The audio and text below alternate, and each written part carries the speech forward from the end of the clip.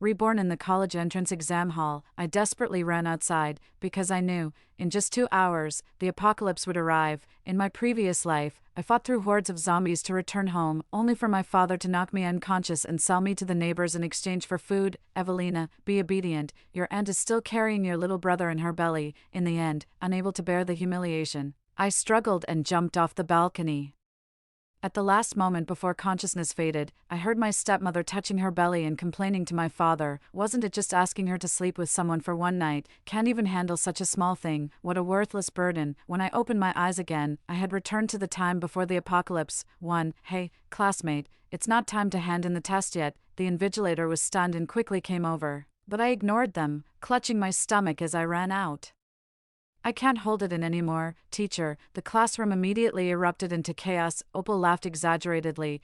She's the perennial last-place student in our class, probably couldn't come up with an answer and was too ashamed to stay. Hearing this, I paused my movements. Once upon a time, Opal's grades couldn't compare to mine, just because I scored several dozen points higher than her on the final exam. She threw a tantrum at home, while my dad was away.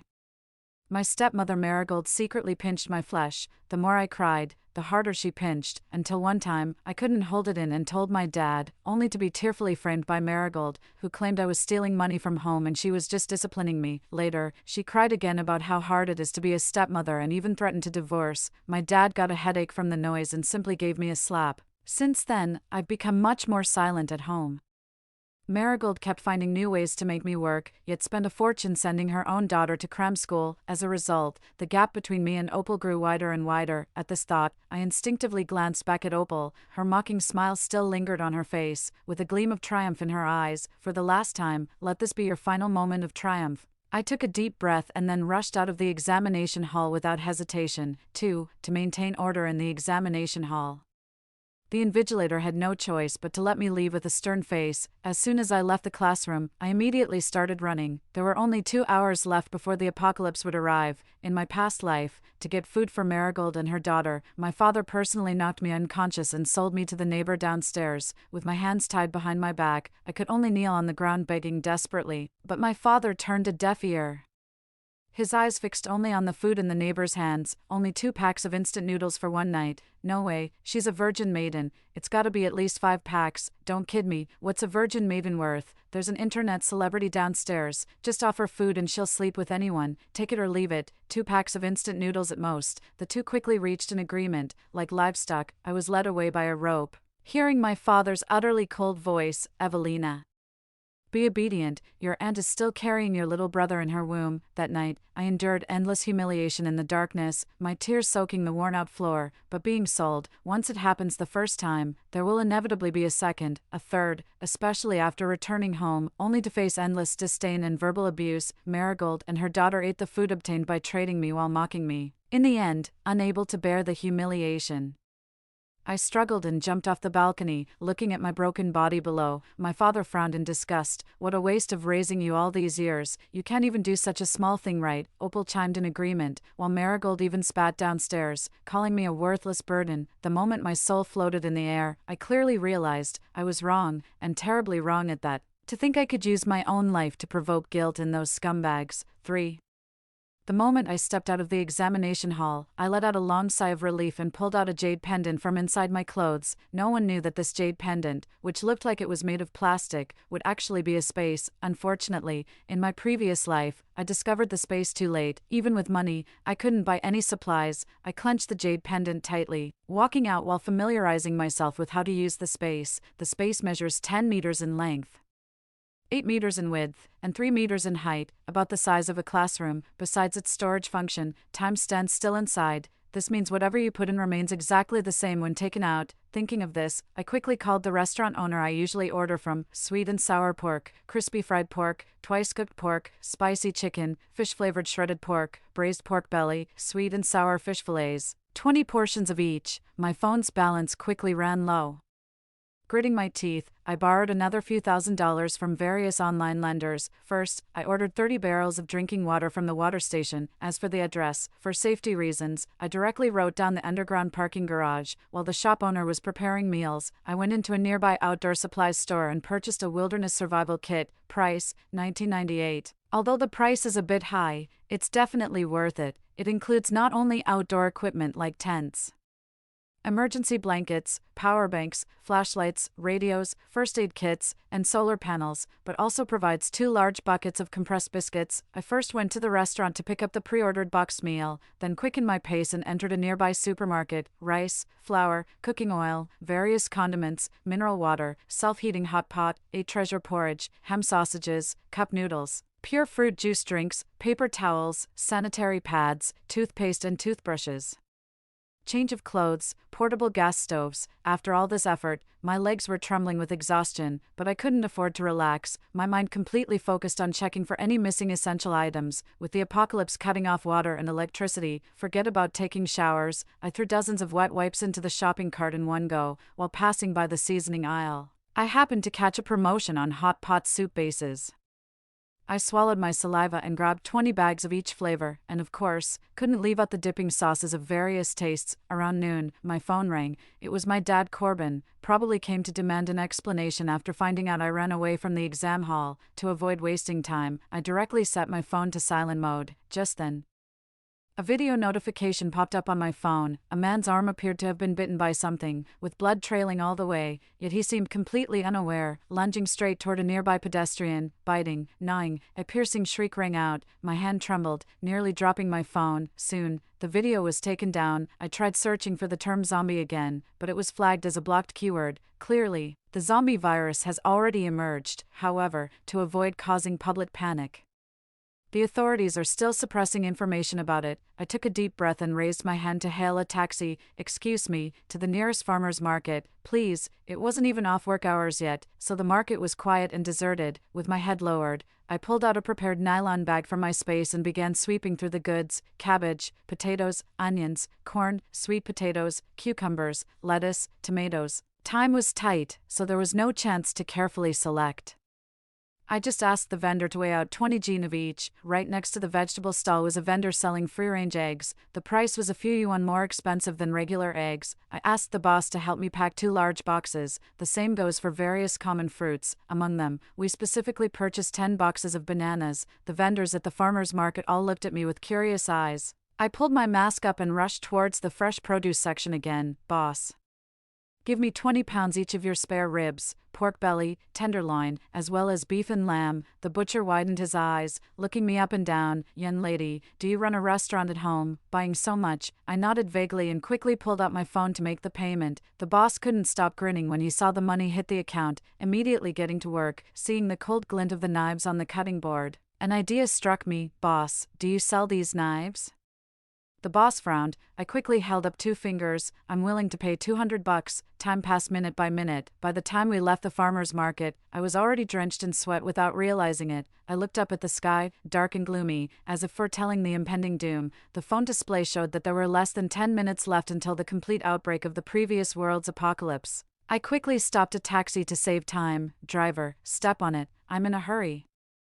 The taxi driver grumbled discontentedly. It's rush hour right now. We're already going as fast as possible. At that moment, a screeching brake sound suddenly came from the intersection ahead. A car lost control and crashed into the roadside guardrail, its front severely deformed. What was even more terrifying was that after the person inside climbed out, they suddenly lunged at pedestrians without warning. Screams quickly erupted from the crowd. Oh my God, what's wrong with this person? Call the police quickly. I watched helplessly as a girl, after being bitten, convulsed, and then crawled back up. From infection to mutation, it took only a few dozen seconds. The taxi driver turned pale with fear, his hands trembling on the steering wheel. Chaos had already broken out among the vehicles on the road, with sounds of screeching brakes and people's screams everywhere. Driver, don't stop, just drive through. The driver gave me a terrified glance. You're crazy. I took a deep breath. flicked my wrist, and pulled out the boning knife from thin air, swiftly pressing it against the driver's neck. Drive now. The driver looked on the verge of tears. I'll do as you say, just keep that thing away from me. With a stomp on the accelerator, the taxi charged straight toward the zombies. With a bang, the zombie was sent flying and crashed heavily onto the ground, but the noise caught the attention of more zombies. The taxi struggled to move forward through the chaotic streets. Finally, after driving for over 10 minutes, it smoothly turned into a quiet alley, after dropping me off at the residential area entrance, the driver didn't even ask for payment, just stepped on the gas and drove away immediately. Guard Dorian was playing with his phone and seemed confused when he saw me running over. Isn't it college entrance exam time? Why are you back? As he spoke, he opened the gate for me. I lowered my eyes and deliberately sighed. What's the use of getting admitted? My parents said they would only pay for my younger sister's education through college, and that I should start working to earn money right after the college entrance exams. There was a hint of pity in old man Dorian's eyes, but after all, this was someone else's family matter, so he couldn't say much about it. I first went to the underground garage, stored the bottled drinking water in my space, then pressed the elevator button for the 6th floor. Today was also Opal's college entrance exam day.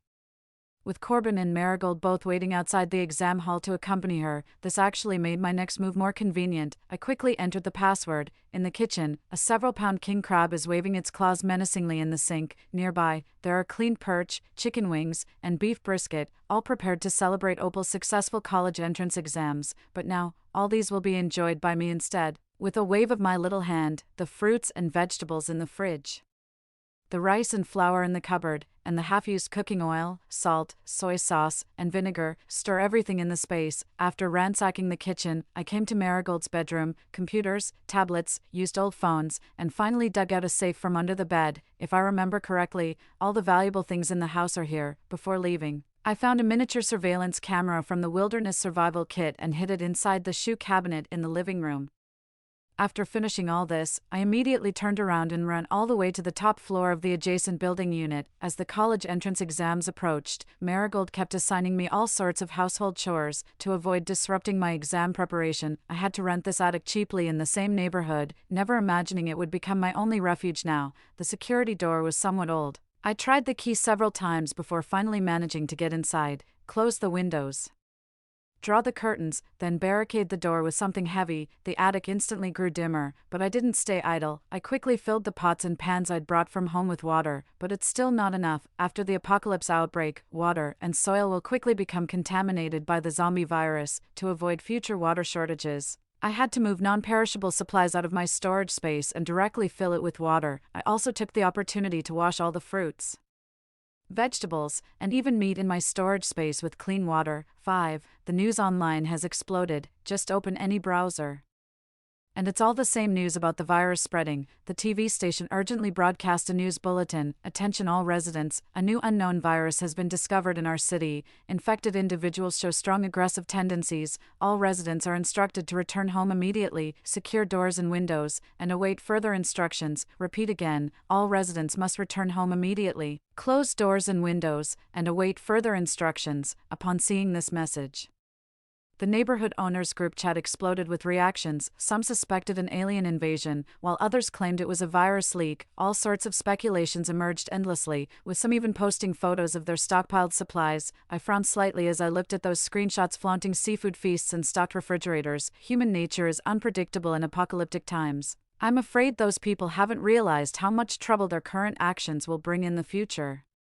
Evelina, you bitch, did you already know about the zombie virus outbreak, which is why you turned in your paper early? On the phone, Opal's delicate face was filled with venomous resentment. The scenery outside the window was rapidly changing. Judging by the background, it seemed to be inside a moving vehicle. I raised an eyebrow and deliberately showed the half-finished milk tea beside me. What nonsense are you talking about? I'm just an ordinary person.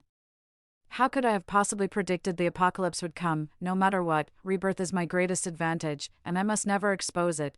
You vile wretch, I'll kill you. Opal's face flushed red with rage, her voice shrill and piercing. I lowered my gaze, a flash of mockery swiftly passing through my eyes. Can't handle it already, but how clearly I remember, in my past life when I fell into the zombie horde. She was the one laughing most joyfully.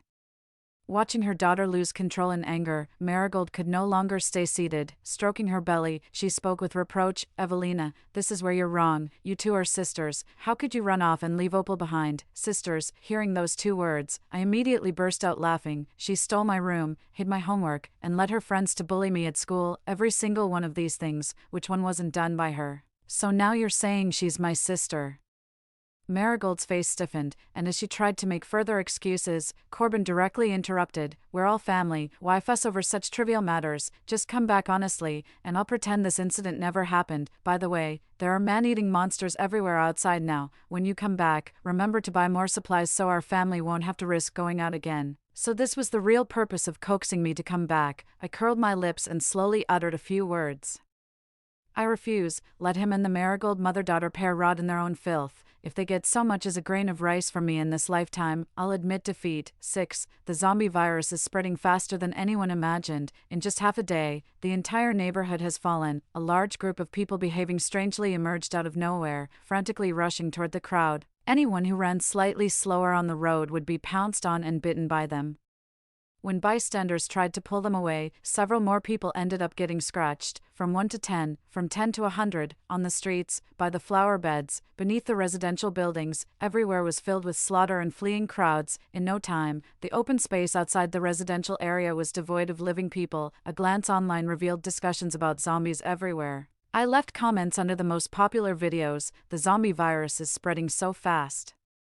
I wonder if water and soil will be contaminated in the future. As for more details, I didn't say. After all, for those who are attentive, this one hint is already enough. The messages in the owners group had long since reached 99+, with everyone anxiously awaiting rescue. "Has anyone called the police?" "We did, but the police station is surrounded by zombies too. They can't get through. Help, someone save me. There's a zombie bashing against my window." In this situation, the Corbin family's burglary seemed insignificant. "Call the police. We must call the police." Corbin was so angry his eyes turned red, but when he dialed the police, the line was constantly busy. Finally got through. The police could only tactfully state that due to the zombie virus outbreak, police forces across regions were stretched thin and temporarily unable to handle such cases. Corbin angrily flung his phone to the ground with great force. With a crack, the phone instantly shattered into pieces. Marigold was startled, covering her stomach as she took a few steps back. Opal was also stomping her feet in anxiety. "Dad, Mom, what do we do now? There's no food left in the house." Seeing that neither of them spoke, Opal suddenly thought of something and screamed, "That's right, I know. It's Evelina. She must have taken everything while we were away." Marigold froze for a moment, then gritted her teeth and said, "That little wretch. I wondered why she handed in her exam early today. So this was her plan all along." Corbin lowered his head, lost in thought. Opal snorted and continued to add fuel to the fire. "Dad, I don't think she considers us family at all. You can't let her off easy this time." 7. Soon, the phone rang. I pressed the hang-up button. They called again stubbornly, so I directly turned on the Do Not Disturb mode. After several rounds of this, Corbin sent me a message. "You little brat. Don't think hiding will get you off the hook. If you've got what it takes, then don't you dare come back for the rest of your life." Every time I have conflicts with Marigold and her daughter, Corbin would threaten me with this line, simply because he knows, in the city, I have neither other relatives nor close friends. No matter how much grievance one suffers, in the end they can only compromise. This trick never fails to work for him. But that was before. Now though, I lower my gaze. Looking at the surveillance footage on my phone, Corbin sat proudly on the sofa, waiting for me to back down. How dare she? She must bring back 3 bags of food, or she can forget about entering this house. Opal sneered coldly. "If you ask me, we shouldn't even let her come back." Marigold poked her forehead irritably. "Are you stupid? If we don't let her go home, what will we do when the supplies run out? Will you go out to find more?" Opal's eyes lit up. The family of 3 exchanged glances and smiled knowingly. I pursed my lips, a hint of sarcasm flashing in my eyes. No wonder Marigold tried every possible way to persuade me to go back in my previous life. This was her scheme all along. 8. The sky gradually darkened, although the attic was high enough. In the silent night, those agonizing wails seemed amplified several times over. Unable to sleep anyway, I simply got out of bed, charging those dozen power banks while downloading various classic movies and variety shows from the internet. The night passed quickly. By daybreak, all the power banks were fully charged. I yawned and groggily made my way to the bathroom. Unexpectedly, as soon as I turned on the faucet, I caught a faint whiff of an unpleasant odor. It's quite obvious that the water has been contaminated. Many people in the neighborhood have also noticed the water contamination. Why does this water have a strange smell? Could the pipes be damaged? Yesterday I saw someone online saying water and soil might be contaminated with the zombie virus. Could it actually be true? Damn it, even the water is undrinkable now. How are we supposed to live like this? Just then, the phone vibrated. It was a notification from the property management in the group chat. Attention all residents. Investigations show varying degrees of contamination in domestic water sources. The water supply system has been shut down, with restoration time pending. This message instantly sent panic in the group chat to its peak. Some people began frantically calling for help, while others were offering high prices to purchase various supplies. Messages kept popping up one after another. I silently turned off my phone, took out toast and juice from my storage space, and had a simple breakfast. While eating, a sudden intense argument broke out outside. I tiptoed to the window and peered through the curtain gap at the opposite side. It was a young couple living in Unit 1203, Building B. The man pointed at the nearly empty water dispenser, his lips trembling with anger. With just this little water left, you still insist on washing the baby's bottom, sterilizing bottles. And damn it, 3 times. Do you think this is still before the apocalypse, where you could buy water anywhere? The baby in her arms started wailing in fright, and the woman broke down too. That's our child. If we don't sterilize the bottle, he'll get diarrhea. If we don't wash his bottom with clean water, he'll develop a rash. What do you suggest we do? The man suddenly turned around and slammed his fist against the wall. What do we do? All I know is there are zombies everywhere outside. Without water, our whole family will die of thirst. The argument came to an abrupt halt. The woman collapsed to the ground, the cries of the child in her arms growing faint. The man knelt down trembling, reaching out to hold the child, only to be shoved away by the woman. This was only the first day of the apocalypse, yet some had already been driven to despair. I averted my gaze, lost in thought when my phone vibrated again. It was Marigold, 9, Evelina. It's far too dangerous out there. Your father and I are both very worried about you. Why don't you just come back? At least our family can look out for each other when we're together. Look out for each other. Their so-called care means pushing me out to exchange for supplies when resources run out. I curled my lips, a hint of sarcasm flashing across them. It's impressive she could even utter such hypocritical words. I knew perfectly well that if they hadn't been trapped in a desperate situation without food or water, they'd never have remembered this tool of a person. I changed my posture, showing them the supplies behind me while adding a caption. Don't worry, I'm doing great out here. How could I not be? That's a whole wall of supplies. Marigold's eyes turned red with excitement as she quickly called Corbin over and whispered, Corbin, look quickly, that wretched girl really went behind our backs to live the good life by herself. Soon. Opal's sarcastic voice rang out. Don't you see Mom and Dad are starving? How can you swallow all this food? Sensing the situation was off, Marigold quickly tugged at her daughter's sleeve. Evelina dear, don't mind it, Opal was just joking, but our house was indeed robbed. Hurry and bring back some food, the more the better. I directly cut off their fantasy. Did I ever say I was going back? Corbin was taken aback. Where else can you go if not home? Home, that's yours, not mine. At this point, I couldn't be bothered to keep up pretenses with them anymore. Corbin, Marigold, search your conscience and ask yourselves, are you truly worried about my safety, or are you coveting the supplies in my possession? Evelina. Corbin seemed thoroughly enraged. Don't push your luck. If you don't come back now, don't even think about setting foot in this house ever again. Great, I couldn't ask for more. I let out a cold laugh and hung up the phone before they could react. 10. The grudges from my past life are now things of the past. Rather than wasting time on those scumbags, I'd rather seize every moment to gather more advantages for myself in the coming apocalypse. The residential water supply has been cut off, but the natural gas is still available. I've been busy in the kitchen all day, constantly wielding the spatula, steamed rice, seafood congee, century egg and lean pork congee, scrambled eggs with tomatoes, eggplant with garlic sauce, shredded pork with green peppers, braised beef, braised spare ribs.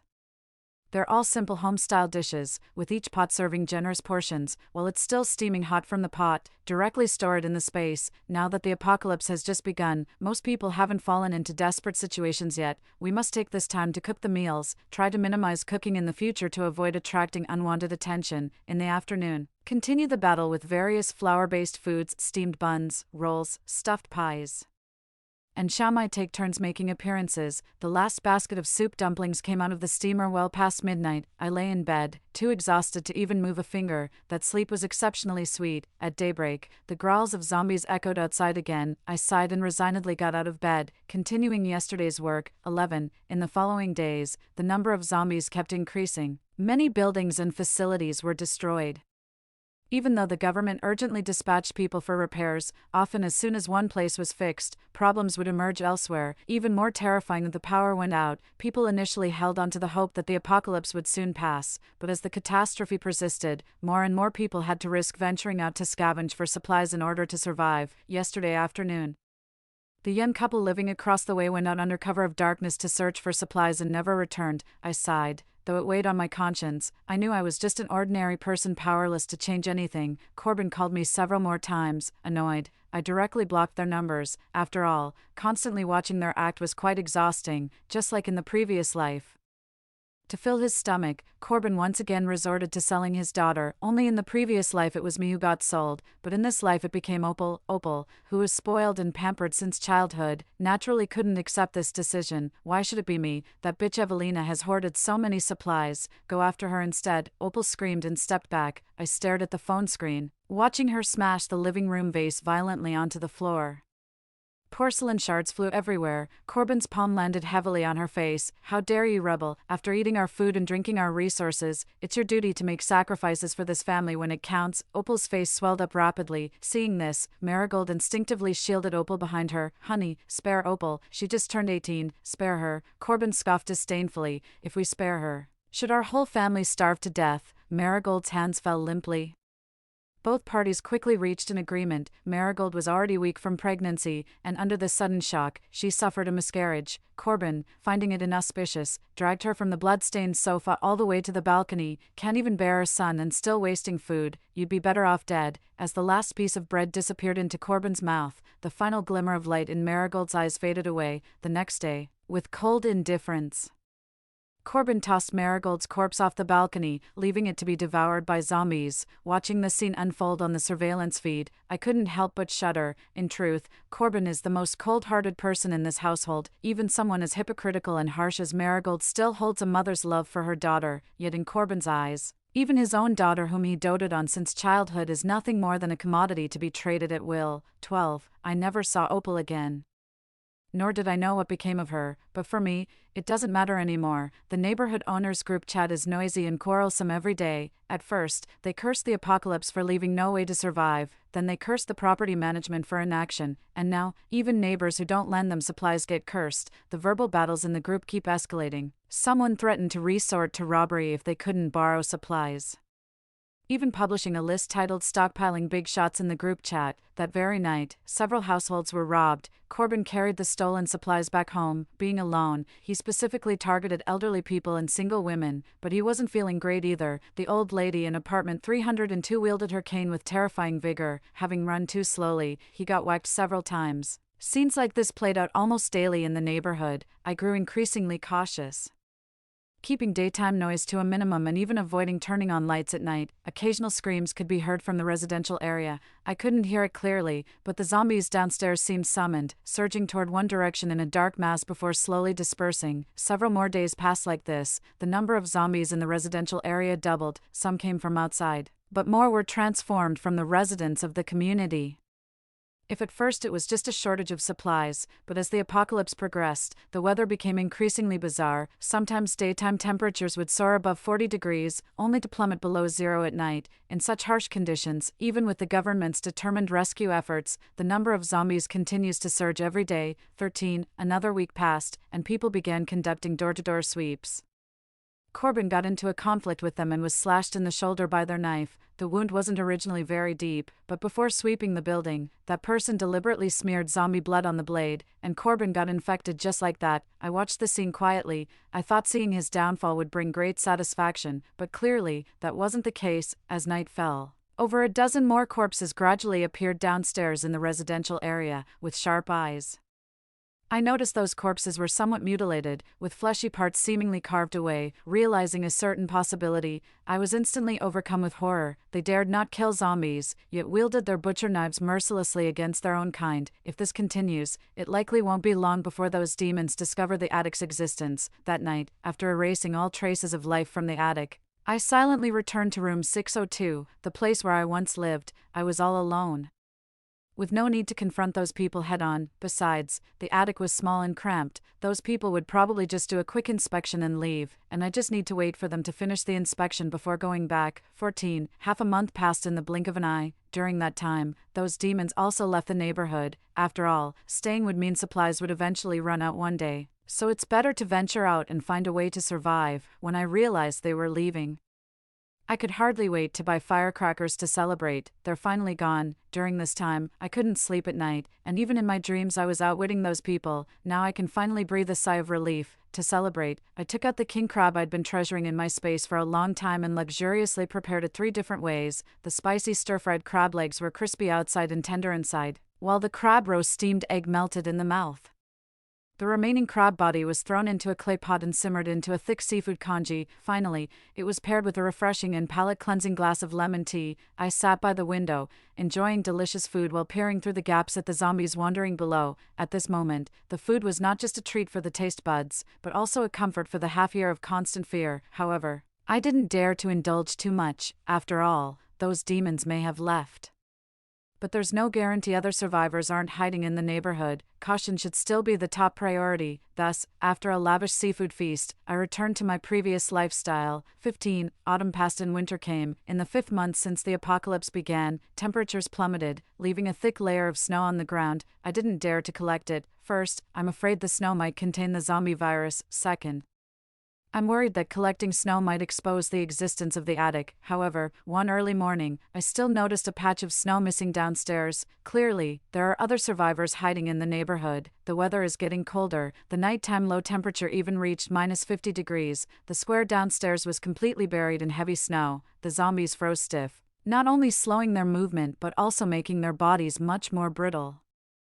Sometimes a single kick is enough to shatter their bones. Of course, I've only heard about this brutal method and haven't tried it myself. 16. The night before New Year's Eve, drones flew by with a roaring sound, dropping several red packages in the residential area. It looks very festive, until one time, I couldn't hold back and told my dad, only to be tearfully accused by Marigold, saying she was disciplining me because I was misbehaving and stealing money from home. Later, I heard on the radio that it was actually dumplings, and it was a mix of both pork and beef. 17. 1 year after the apocalypse arrived, with the arrival of summer, the zombies outside became fewer and fewer. Sometimes you wouldn't see one for several days in a row. Under the high temperatures, zombie bodies decayed extremely easily. Sometimes chunks of rotting flesh would just fall off as they walked. When the flesh on their bodies had nearly all fallen off, they would collapse with a splat, completely motionless. 18. In October of the same year, the nation successfully developed an antidote for the first time and began widespread spraying, not even sparing uninhabited areas. After all,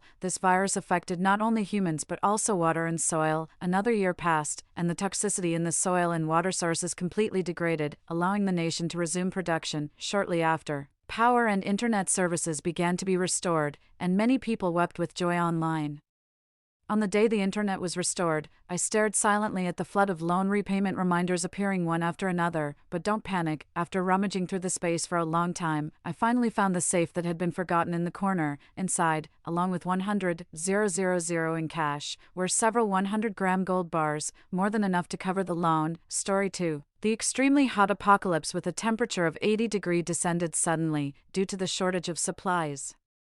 I refused to offer help to my stepmother Delilah's family. Unexpectedly, my father secretly brought them home when I wasn't paying attention. I was brutally killed, and all my supplies fell into the hands of these thieves. When I opened my eyes again, I was reborn 3 months before the apocalypse. Along with my stepmother's family, I decisively reported the intelligence about the upcoming apocalypse to the state. Meanwhile, my stepmother's family frantically borrowed money, amassed wealth, stockpiled supplies, and built a safe haven for the apocalypse. They happily awaited the arrival of the apocalypse, only to be met with an arrest warrant from the state instead. Pain. It was excruciating. The wound from my slashed stomach made me twitch uncontrollably. The massive loss of blood made me feel as if I was falling into an icy abyss. My biological father, Jonathan, was standing right in front of me to my side.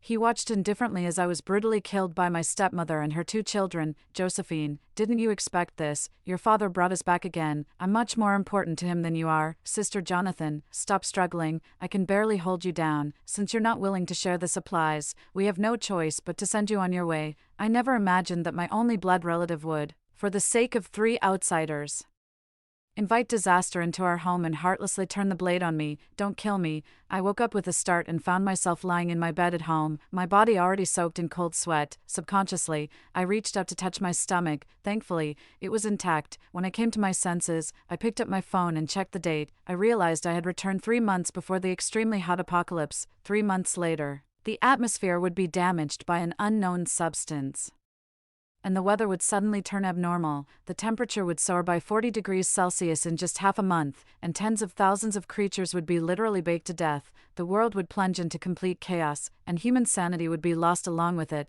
I was about to get out of bed when I noticed through the gap in the door that the lights were on outside. It was the middle of the night. I was cautious and didn't go to check myself. I quietly opened my phone, which was connected to the living room surveillance. I saw Delilah tightly hugging her 2 children, crying uncontrollably. Great, we're all alive. It must be the heavens showing mercy, allowing us to be reborn together to this day so we can prepare. I gritted my teeth, my nails digging deep into my palms as a fierce rage of hatred welled up inside me. I never expected that these beasts had also been reborn. Just then, Delilah's sinister gaze suddenly turned towards my closed door, and she whispered, I just tested the old man, he's acting normal. Do you think Josephine could have been reborn like us? After saying that, she picked up the glistening fruit knife on the table and walked step by step towards my room. Finally, reason prevailed over emotion. I quickly took off my earphones and turned off the phone screen. Holding my breath, I simulated even in soft snores, pretending to be sound asleep. The door opened gently. Josephine, Josephine, the voice echoed in my ears.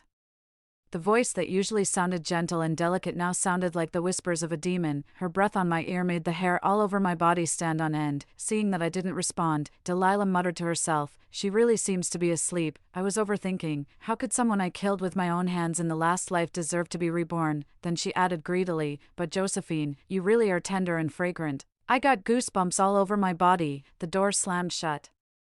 I didn't dare to open my eyes and continued to maintain this state. After a long time, when I was about to open my eyes and keep peeking, an inexplicable sense of danger shot straight through my spine, stopping me abruptly. Then, a faint voice sounded, I know you're awake, you're hiding, you've been reborn too, haven't you? It turned out that Delilah hadn't left. It was all a test for me. She was now holding a knife, lying by the bed and staring at me without blinking. My heart was pounding with fear, but I still kept my breathing steady and continued to fake snores. After a long while, seeing that I still didn't react, she left. Only after I was sure she had completely left did I slowly open my eyes. On the surveillance, Delilah let out a long sigh. I just tested her, she's sleeping like a log, but even if she was reborn, so what? Is she going to go around spreading the news about the apocalypse? She'd be better off getting sent to a mental hospital as a crazy person, then we wouldn't have to find a way to get rid of her, and all of the old man's money would be ours. Just then, Joseph leered and said, Mom, since Josephine is going to die anyway, can I watched as Joseph, wearing a lecherous smile, walked step by step in this direction. My body, which had just relaxed a little, tensed up again. Joseph's hand was already on the bedroom doorknob. In the last life, he would always secretly eye me when I wore shorts or short skirts. Brother, stop it. Thankfully, Cora grabbed him in time. If you do anything to her now, you'll be waiting for the apocalypse in prison 3 months from now. Our main task now is to figure out how to sweet-talk the old man and get the money out of him. We still need the Jonathan's family's support for the upcoming purchase of supplies and the building of our safe haven for the apocalypse. When Delilah heard this, she thought her daughter was right and also stopped Joseph. Cora is right. While others are starving, our family will be enjoying hot meals together. Then you can have any woman you want. As she said this, the 3 of them had a gleam in their eyes, looking eager and ready to take action.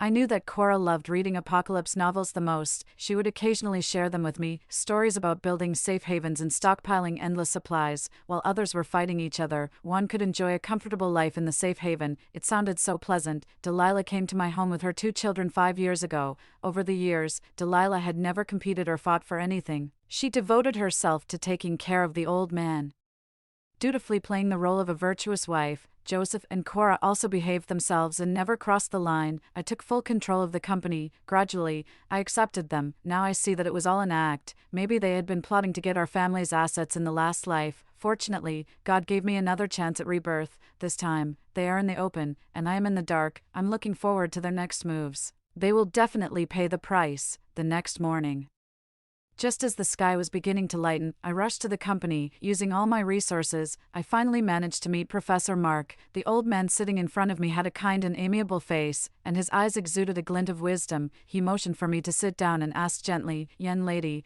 I heard you've been looking for me. Is there something important?" I took a deep breath, trying to suppress my excitement, and slowly began, "Professor, what I'm about to say may seem incredible. But please believe me, 3 months from now, under the influence of solar radiation, a meteorite will completely destroy the Earth's atmosphere. At that time, the global temperature will soar, and we will enter an extremely hot apocalypse." I blurted out the research results from the previous life and carefully observed the professor's reaction. After a moment of silence, the old man furrowed his brows slightly, as if pondering my words. "Young lady, there have indeed been abnormal fluctuations in solar radiation recently, but we haven't detected any impact on other substances." He paused and then continued, "Tell you what, we'll do our best to study this issue. If things are really as you say, we will report it to the state and take corresponding measures." I stared at him intently, full of trust. I believed that Professor Mark would do as he said. In the previous life, it was this professor who, under great pressure, spared no effort to uncover the true cause of the apocalypse. However, unfortunately, he passed away due to the effects of thermal radiation. After getting Professor Mark's promise, I didn't slack off. I asked my assistant to suspend the credit cards of Delilah and the other two. I leaked their personal information to lending companies. Then I asked my assistant to purchase a large quantity of supplies that could be stored for a long time. This included instant noodles, compressed biscuits, mineral water, and various essential daily necessities. Refrigerators and freezers were also essential. These were secretly transported to my other residences outside. After all this was done, I hired private detectives. I asked them to monitor the movements of Delilah's family in real time. At the same time, when they were out, I had 360-degree omnidirectional micro cameras installed in the family villa. A week later, the private detective reported to me, "Miss Jonathan, the 3 people you asked me to follow have been to decoration companies in various large and small wholesale markets these past few days. Now a large number of workers are delivering goods to the villa." After saying that, he sent over videos and photos. Delilah and the other 2 knew not to draw too much attention. In the videos, the 3 of them were fully covered up, giving instructions as the workers delivered the supplies to the house in batches.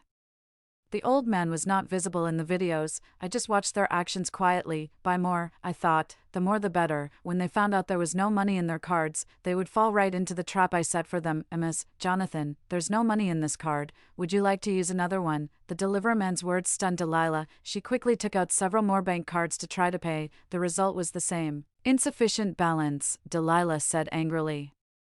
"This must be the doing of that little bitch Josephine." She suppressed her anger, adjusted her emotions, and called me, "Josephine, I was planning to buy some things for the house today. The goods are already here, but I found that there's no money in my card. Do you know what's going on?" Listening to the flattering voice on the phone, I sneered inwardly. Fortunately, I held the financial power firmly in my hands. When they ran out of money, they had no choice but to come crawling to me. I cleared my throat and said, "Delilah, due to Joseph's mistake, the company lost a large order. I had to use this money to cover the losses. If the shareholders find out, it will be a big problem." Joseph beside her pursed his lips and his eyes kept dodging. Delilah was about to say something more, but I hung up the phone directly, as the deliverman started to look increasingly impatient. Cora pulled the 2 of them aside to discuss. "A lending company approached me yesterday. Once the apocalypse comes, we won't have to pay back the money. Stockpiling supplies is the most important thing now." In this way, the 3 of them successfully bought all the supplies. This was just the first step in leading them down the road to ruin. Afterward, the 3 of them thought more and more that something was wrong. Why did I suspend their cards just at this time? They brought my father, Jonathan, to the company to test me. The old man stormed into my office. "Why did you suspend Delilah's card? Delilah has worked so hard taking care of me all these years. As a younger generation, you should be more filial. Jonathan, it's troublesome enough for Josephine to manage the company alone. This is just a small matter. There's no need to bring us here to question the child." My stepmother quickly grabbed the old man, putting on a pitiful look. Looking at my father, who was siding with my stepmother, I couldn't help but feel a little sad. It was true that with a stepmother, a biological father could become a stepfather too. Even if the order was lost, you should get them a new card. The old man snorted coldly, his attitude firm. I pretended to hesitate and then handed over a card. "I have a card with 1 million yuan on it," the old man said. "That's more like it." The few of them left triumphantly. swaggering out like roosters that had won a fight, looking in the direction they left. I sneered. That card was a special gift I prepared for them, a high-interest loan taken out in their names. I hoped they would make good use of it. A month and a half later, finally, some good news came. Miss Jonathan, the information you provided has been fully verified through experiments and computer simulations. We have issued a warning to the state, and actions will be taken soon. We're confident that we can prevent the apocalypse from happening in the next month. Professor Mark's words filled me with excitement. I cried out in joy. Great, we won't have to face destruction, and humans won't have to kill each other over a bite of food. Professor Mark shook his head and smiled. We should be thanking you. You're the hero who saved all of humanity in these 2 lifetimes. I had never been as happy as I was at this moment. Professor Mark didn't ask me why I said humans would kill each other. Meanwhile, Delilah's family had no idea that the apocalypse crisis had been taken seriously by the state and that measures were being taken to resolve it. They were still busy preparing for the construction of the safe haven, busily making all kinds of preparations inside and outside the villa. A month before the apocalypse, Delilah's family racked their brains, coming up with one after another flimsy excuse to get money from me. They claimed that some of their distant relatives were seriously ill and in urgent need of money for treatment. I didn't refuse directly. Instead, I bought a fruit basket and took Delilah's hand affectionately. Delilah, as a family, I can't just stand by. I must go to the hospital to visit your relatives in person. They wouldn't get another penny from me at this time. Joseph also met the love of his life and urgently needed money to buy a house to give the girl a sense of security. This was a major life event, and I pretended to take it very seriously. I showed great support and respect. Then I sent people to investigate openly, scaring away the girl who was in on their act, and she didn't even take the money. I knew that no girl would be willing to marry a playboy like Joseph. They kept using all kinds of clumsy tricks, and I was happy to play along with them. The private detective reported to me again. Joseph was now using his property deeds and various jewelry as collateral to take out high-interest loans. This was the opportunity one had been waiting for. I immediately called the police, reporting that my property deeds and some valuables had been stolen. The police were very efficient, and Joseph was arrested in less than 2 hours. When I showed up at the police station, I didn't miss the fleeting look of resentment on his face. Josephine. So it was you who reported this to the police. Quickly tell the police that all of this is a misunderstanding. We're all family. Let's talk about this at home. Don't let outsiders laugh at us here. I felt as if I had heard the most ridiculous joke in the world. I sneered coldly and disdainfully. Whose family with you? You stole my property and sold it, which already constitutes theft. You also embezzled company assets without authorization. The evidence is conclusive. And I have already reported the case to the police. Joseph was completely stunned. Delilah and Cora, who had rushed over behind me, were also left dumbfounded. They couldn't figure out why I had suddenly launched an attack and showed no mercy at all. Just some time ago, I had given them 1 million yuan under the pressure of the old man. Josephine, it's not what you think. Hurry up and withdraw the case. Just say that you were mistaken, Joseph pleaded. I retorted, tell me. Where is the misunderstanding? After looking around nervously, Joseph whispered in my ear, Josephine, I'll tell you a secret. In fact, we're all reborn. The extremely hot apocalypse is coming soon, and then the world will be in complete chaos. People's hearts will be more scattered than sand. We've been asking you for money recently because we need to stockpile supplies and build a fortress for the apocalypse. Think about it. What will banknotes be like then? They'll be like waste paper. Supplies will be the real king. Others will go crazy and kill each other just for a piece of bread, but we'll be able to enjoy delicious food and good drinks in the safe haven. How happy we'll be. Time is running out now. We can't afford to waste time at the police station. Withdraw the lawsuit quickly, sell the company, and use the money to save our lives. If we don't act now, it will really be too late. Delilah also quickly crowded around and chimed in.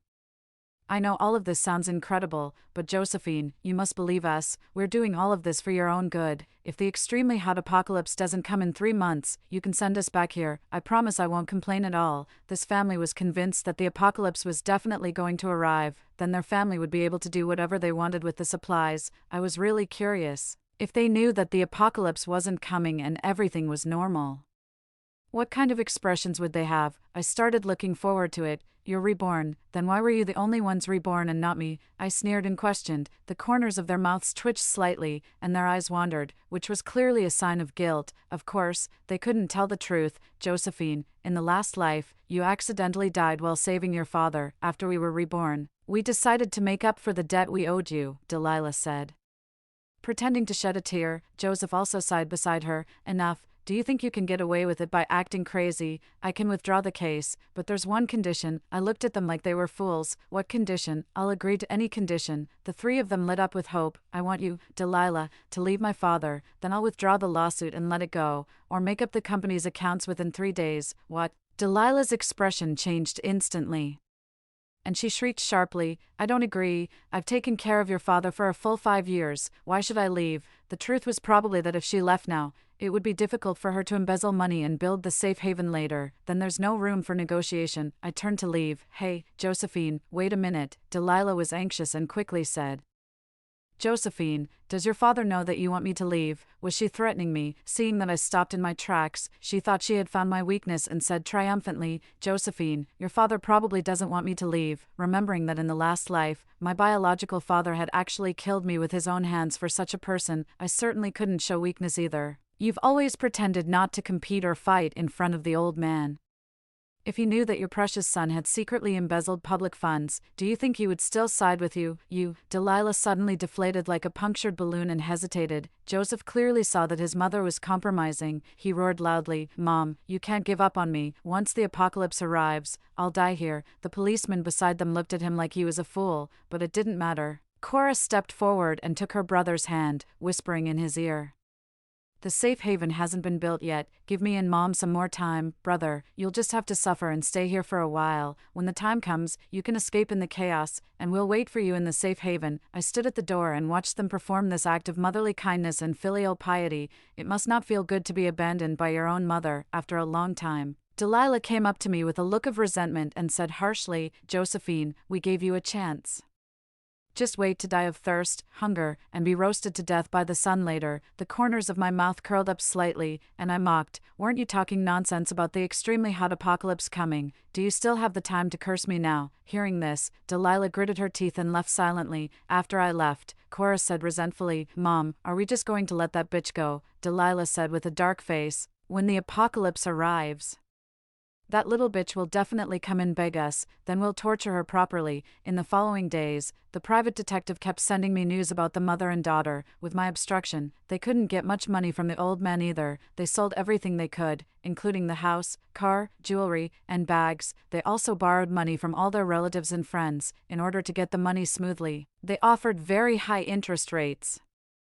They also wrote all the repayment dates after the apocalypse. At the same time, they were frantically borrowing from online lending platforms. No matter what platform it was, whether it was formal or not, as long as they could borrow money, they would do it. Then Delilah and her daughter pulled off some really astonishing tricks. I was completely stunned when I saw them. Delilah actually sent Cora to go on blind dates. She specifically targeted people who were almost on their deathbeds, or fools and cripples, to cheat their betrothal gifts. The amounts ranged from several thousand to hundreds of thousands of yuan, and they accepted them all. They alternated between blind dates and engagement ceremonies every day. I was even afraid that they would accidentally reveal the truth. The promised wedding dates were all set after the apocalypse arrived. In their view, all these people would eventually die in the sudden apocalypse, even if they were lucky enough to survive. They definitely wouldn't have the ability to find them again. In order to speed up the process of getting money, my stepmother Delilah actually resorted to sleeping with others for money. Delilah was indeed very charming. Back then, the old man was even willing to give up the company just to let her into the family. According to the private detective, she initially only did this outside the house, but as time went by, she became more brazen. She put sleeping pills in the old man's food several times and even brought other men back home directly. Now that I know about it, I wonder if Delilah will still be so lucky not to be discovered. Based on the exclusive information from the private detective and with the help of the 360-degree omnidirectional surveillance, I let the old man witness the extremely flirtatious scene of Delilah with other old men with his own eyes. The old man was so angry that his face turned blue, and he almost couldn't catch his breath. He mercilessly drove Delilah and her daughter out of the villa, but at the same time, due to the great shock, he had a heart attack and was sent to the hospital. The moment he killed me in the last life, the father-daughter relationship between us vanished into thin air. Let him spend the rest of his life alone in the hospital. This is the last bit of kindness I have for him. Next, I'm going to deal with these running moths, as expected. The two of them went to the carefully renovated apocalypse fortress they had built. Several solar panels were installed on the roof, and there were dozens of large and small refrigerators and freezers. The heat insulation, refrigeration, and water purification systems were all in place. Half of the rooms in the villa were filled with clean drinking water and food. The mother and daughter were now sitting in the villa contentedly, enjoying the delicious food leisurely. In 3 days, the extremely hot apocalypse would arrive. I guessed that for the sake of safety, they wouldn't go out anymore. Their good days were coming to an end. I immediately took the next step. I informed the victims of their fraud about the truth, and by the way, I spread the word that they were in debt and planning to run away with the money. I also accidentally revealed the address of their so-called safe haven. 2 days before the apocalypse arrived, dozens of people gathered outside the safe haven. After asking each other around, it turned out that all these people were Cora's prospective fiancés. When they learned that this luxurious villa in front of them was built with their betrothal gifts, everyone's eyes turned red instantly. They rushed towards the safe haven recklessly, demanding an explanation. "You little bitch, how dare you cheat me? Get out here, I'll skin you alive, give us back our money." Delilah and Cora refused to come out. Inside the house, the two of them were still feeling pleased with themselves. "Do you think you can break into the apocalypse fortress that we spent a lot of money building?" The crowd called the police. After the police's violent breakthrough that lasted for 3 hours, the safe haven fell. The mother and daughter were completely stunned, and their faces immediately turned ugly. "Mom, didn't you say they couldn't break in? What should we do? What should we do?" The two of them still tried to escape in the chaos. The group of old men and creditors swarmed up. They punched and kicked them, venting their anger. They still stubbornly shouted frantically, "I'm not going anywhere. The apocalypse is coming, and all of you will be roasted to death. Let me go. I don't want to die. If you let me go, I'll share the supplies with you." It hurts, stop hitting me." The scene was in complete chaos for a while. I mingled with the crowd watching the commotion in the distance. When the police pulled the two of them out, the mother and daughter were disheveled, with bruises all over their faces. They were arrested by the police on suspicion of fraud and illegal fundraising. Back at the police station, the two of them still kept saying that the apocalypse was about to arrive. Everyone regarded them as crazy people. I also followed them to the police station, taking advantage of my identity as a relevant person. I found an opportunity to talk to the two of them. "Delilah, I also have a secret to tell you. Actually, I was reborn too. Now I'll take over your safe haven. You and Joseph can just wait for the apocalypse in prison." In the face of their shocked and incredulous gazes, I raised a provocative smile, ignoring their vicious curses. I lifted my feet and walked out of the police station. The feeling of not only punishing them but also breaking their hearts was really addictive to me. The day before the apocalypse arrived, the police station informed me that Joseph had injured the accompanying personnel and escaped from prison on the way to the prison. They warned me that he might come for me at any time and had already dispatched police officers to protect me. My heart skipped a beat, and I already guessed that Joseph would definitely try to attack me today. After thinking for a moment, I asked the police to go and set up defenses at the safe haven I had prepared earlier. I was confident that I could catch him all day long. I swaggered around the streets alone. It was getting dark. I deliberately walked into a deserted alley. I was even afraid that he wouldn't come. I couldn't let go of the grudge from the last life so easily. Someone was gradually approaching me from behind. Suddenly, I felt a sharp object press against my back. A hoarse voice came from behind me. "Josephine, I've been thinking these past few days, you must have been reborn too, right?" I pretended to tremble all over in fear. "So what if I was?" The knife pressed against my back exerted even more pressure. "Since you admit it, then I'll kill you again. If you do this, you'll go to prison." Joseph interrupted me without a care. "Josephine, you know that as long as tonight passes, the apocalypse will officially arrive.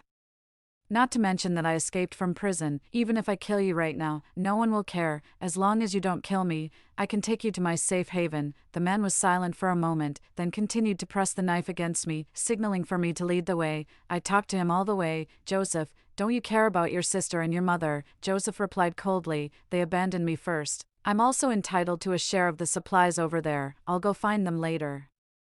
And then he let out a creepy laugh. It seemed that he didn't know that Delilah and her daughter had been arrested. "Those two bitches actually treated me like this. In that case, after the apocalypse arrives, I'll just throw them out. Once I take over the supplies in the safe haven, in the apocalypse, I can have women, servants, and even an empire if I want. All of it will come true." The man behind me had already gone crazy. I still couldn't help but ask, "When the apocalypse arrives, Can you really stay out of trouble? Of course, this is my chance to turn things around. I really wanted to mock him. Had he read too many stupid novels? After walking for half an hour, we finally arrived in front of a villa. Joseph's tone was filled with disdain. Is this the safe haven you prepared? Then he added contemptuously, compared to the one I prepared, this is really far inferior. I groped in the dark and opened the door. Joseph was extremely cautious after coming in.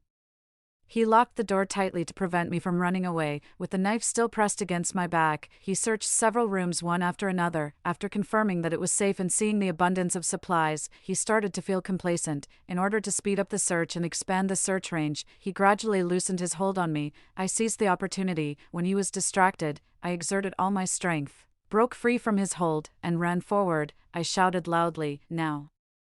In an instant, the police officers in uniforms rushed up from all directions. I quickly found a safe place to hide. When Joseph saw that the situation was not right, he immediately ran towards the door. Unfortunately, it was he himself who had just locked the door. He had become a trapped animal in a cage. Just like that, Joseph was successfully arrested. During the arrest process, Joseph, like Delilah and her daughter, shouted hysterically, "You can't arrest me. The apocalypse is coming soon. I have a safe haven, and I have supplies. I'm about to become the king of the apocalypse." On the day the apocalypse was supposed to arrive, I was sincerely invited by Professor Mark to witness the process of the meteorite being shot down. At the scene, I met many heroes who selflessly sacrificed their lives to save the world in my previous life. There were scientific researchers, leaders at all levels, and soldiers. When they saw me, they came forward one after another to thank me. I was truly flattered. I just provided a piece of information. In fact, it was them who truly made contributions behind the scenes. 3, 2, 1. With an order, hundreds of missiles were launched into the universe simultaneously, in a place that was invisible to our naked eyes. A meteorite that was originally about to destroy the Earth shattered into several pieces. Finally, it completely disappeared under the effect of the atmosphere. This operation was successfully completed. The entire control center cheered. Yeah, I've also saved the Earth. I was very lucky to witness all of this. I think this is the meaning of my rebirth. Soon, the police's investigation results came out. Joseph was sentenced to death on multiple charges, including illegal fundraising, kidnapping, escaping from prison, and assaulting a police officer. Delilah and Cora were sentenced to 10 years in prison for fraud and illegal fundraising, and all their assets were confiscated. In the courtroom, after hearing their sentences, Delilah fainted on the spot and became crazy when she woke up. Cora cried and made a scene in court. Joseph's eyes were red, and he murmured to himself, "Why is this happening? It shouldn't be like this. Why didn't the apocalypse come?" And this question was answered for the three of them before they received their respective punishments. Do you know why the apocalypse didn't come? Because I reported it to the state at the first opportunity. I mocked Joseph with a smile. Joseph's eyes suddenly widened, and then he roared like a crazy beast, "Josephine, give me back the apocalypse. I could have become the king of the apocalypse by stockpiling supplies. What right do you have to prevent the apocalypse from coming? Give it back to me. Give me back the apocalypse now." I shook my head and said, "Joseph, someone like you doesn't deserve to be reborn. How many people died in the extremely hot apocalypse? This was a catastrophe for all mankind, yet you didn't care. Instead, you wanted to use human suffering to reach the peak of your life. I was really blind to have agreed to the old man's request to let you people into my home." A week later, Joseph was executed.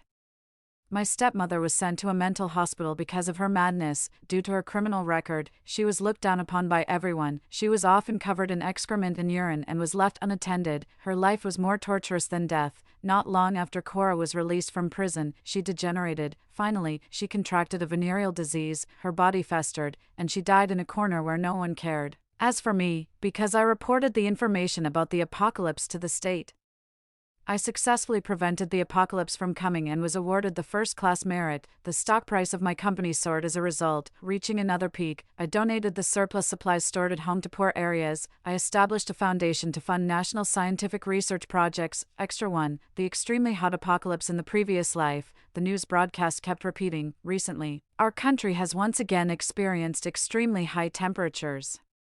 The temperatures in many places have far exceeded historical extremes. 15 provinces across the country have issued red high temperature warnings. The highest daily outdoor temperature in our country will rise above 59 degrees, and the highest nighttime temperature will reach 42 degrees, which is a full 15 percentage points higher than last year, since the atmosphere was completely damaged by an unknown substance. A super big sun appeared in the sky. The sun was scorching, baking the earth.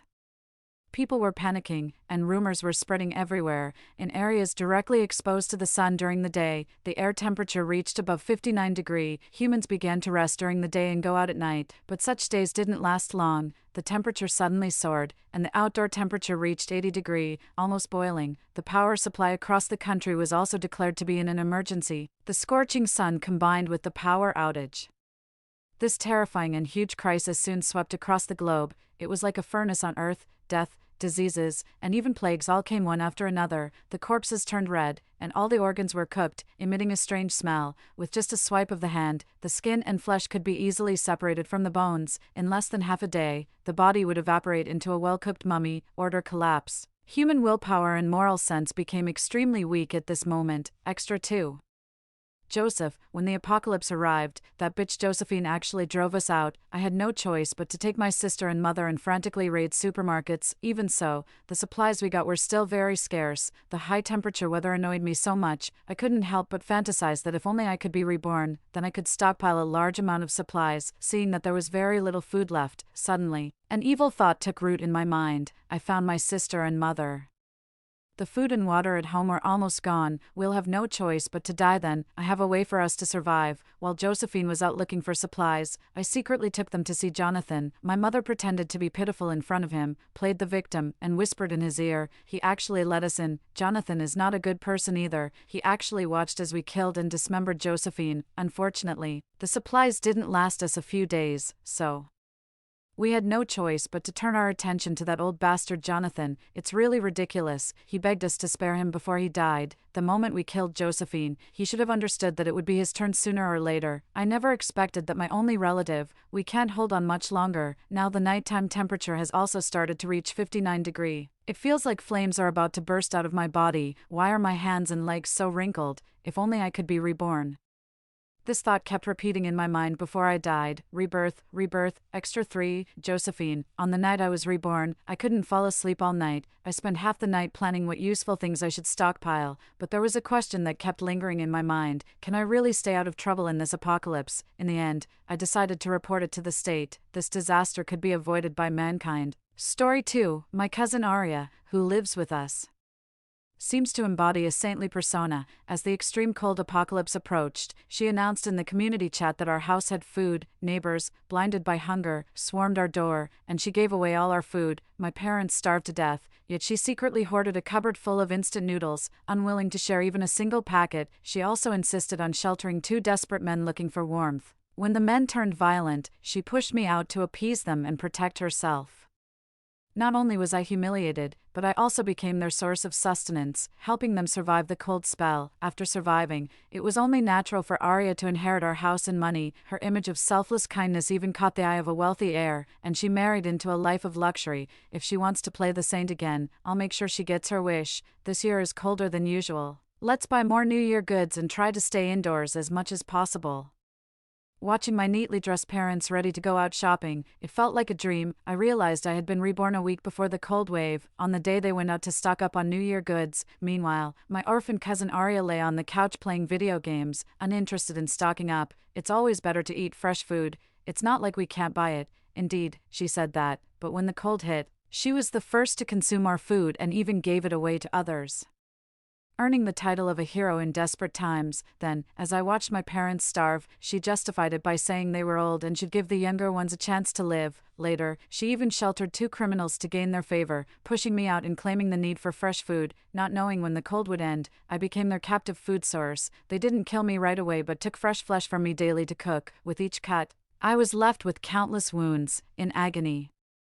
I begged Arya for a quick death, but she was indifferent. One must honor one's parents by preserving the body. How can you wish for death so easily? You wouldn't want to disappoint your uncle and aunt, would you? I'm saving you, if you can last until the cold ends. You'll survive. But it was she who let the criminals in and pushed me out, yet there she stood, bathed in saintly light, blaming me, playing the good person while I was trapped between life and death. I really wanted to end her life right then, but it wasn't worth sacrificing myself and possibly bringing harm to my parents, so I planned to deal with her once the cold wave hit, when countless others would die, and no one would investigate her death too closely. I wiped away tears as I woke from the nightmare and approached my parents. This time, I wouldn't let Arya cause their deaths again. Let cousin Arya buy her own fresh food daily. We'll buy our supplies. With that, I put on my coat and hat and went out with my parents. From inside, I heard Arya's voice. If my parents were still alive, I wouldn't have to live at the mercy of others. My parents, ever kind, still urged me. Your aunt and uncle passed away early. Give Arya some leeway. She's staying with us now. We can't make her feel inferior or wronged. Every time, she used this tactic on my parents, and they satisfied whatever she asked for using that line, but she didn't deserve it. Even a dog knows to watch the house, but she was nothing but an ungrateful wretch. I remained silent. My parents still didn't understand what Arya was really like, and arguing was pointless. What mattered now was stocking up and preparing to survive the 3 months of the cold wave.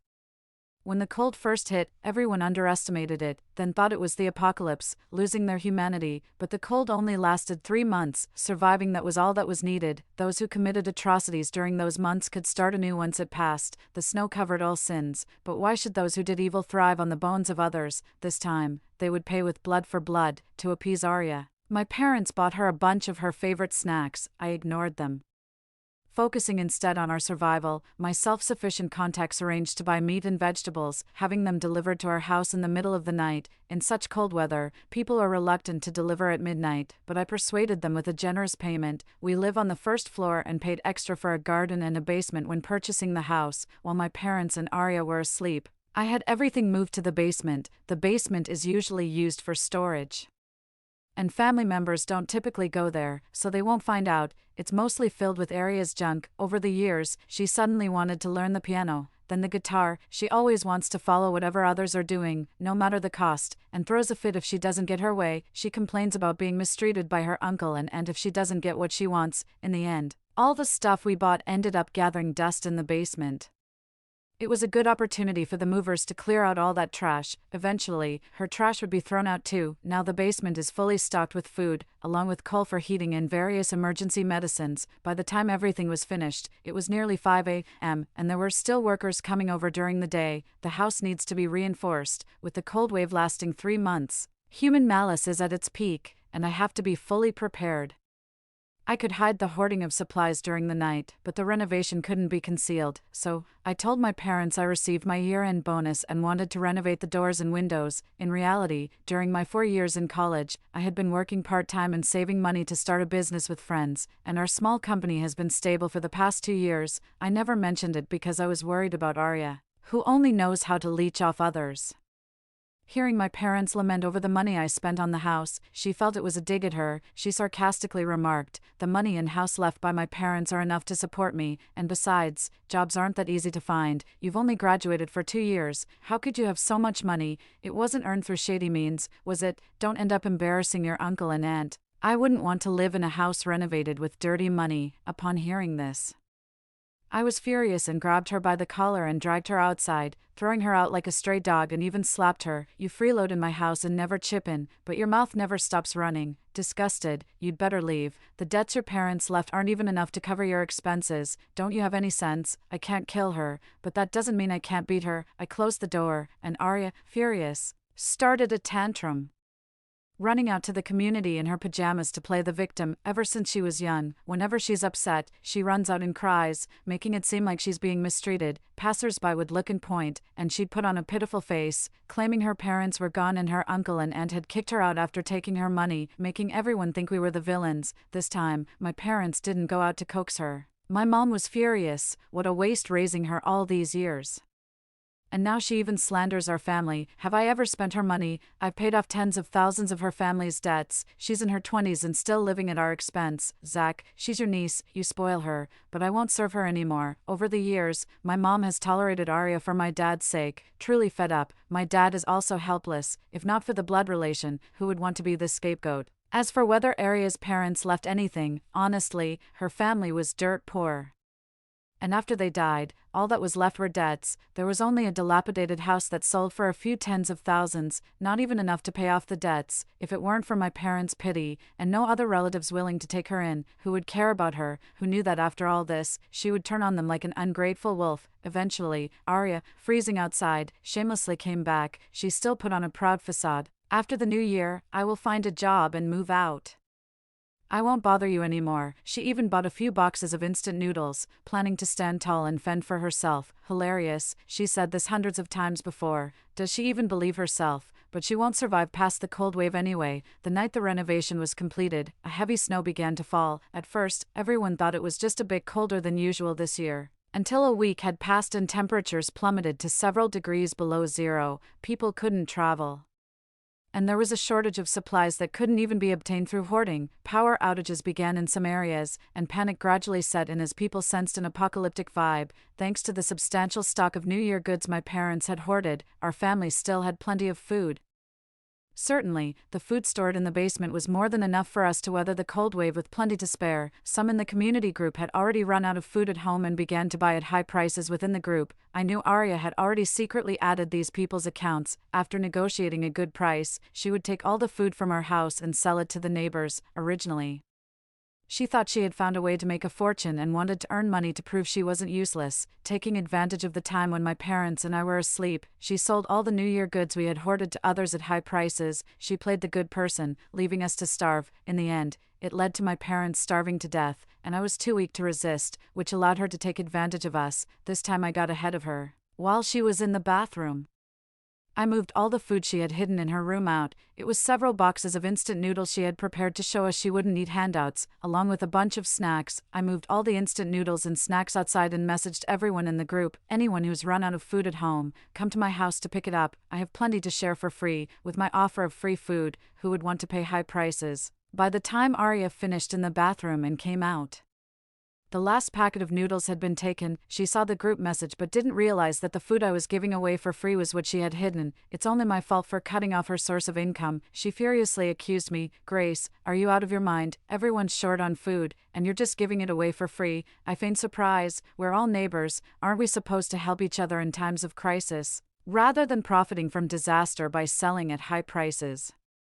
Weren't you always nice to the neighbors? Why are you so stingy now that lives are at stake? Should I tell them my cousin doesn't want to give it away, have them return it and then buy it with money? Originally, she played the saint, selling our food to others. She also said that neighbors should help each other out, calling me and my parents petty and selfish, and that being related to us was embarrassing for her. Now that the roles are reversed, she can't handle it.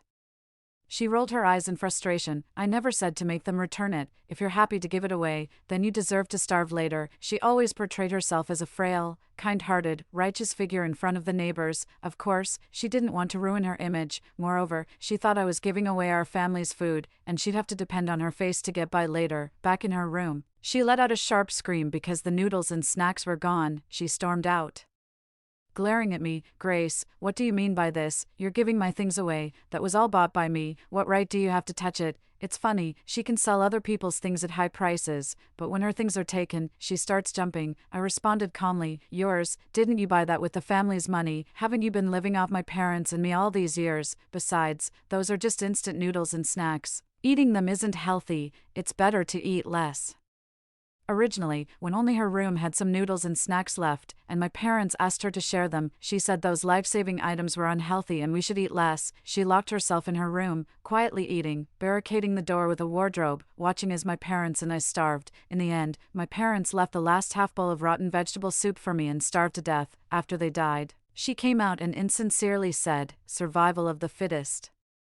That's the law of nature. They were old. The chance to live should be given to the young. This time, I've hidden the remaining food in my room. Now I want to see if nature can weed out this trash. Arya, furious, locked herself in her room in a hunger strike, but eventually, no one cared, and she was forced to come out and secretly eat. All the food was in my room. The refrigerator was even moved away. She didn't find anything, not even rotten vegetable leaves, and when she sneaked into my room, I mistook her for a thief and beat her up. I turned on the light and was shocked to see Arya, her face bruised and swollen with resentment. Well, I was just pretending. Oh, it's you, cousin, I said. I thought you were a thief. What are you doing sneaking into my room in the middle of the night? She was still giving us the cold shoulder, obviously too embarrassed to admit she came to steal food because she was hungry. She viciously threw at me. Grace, you just wait.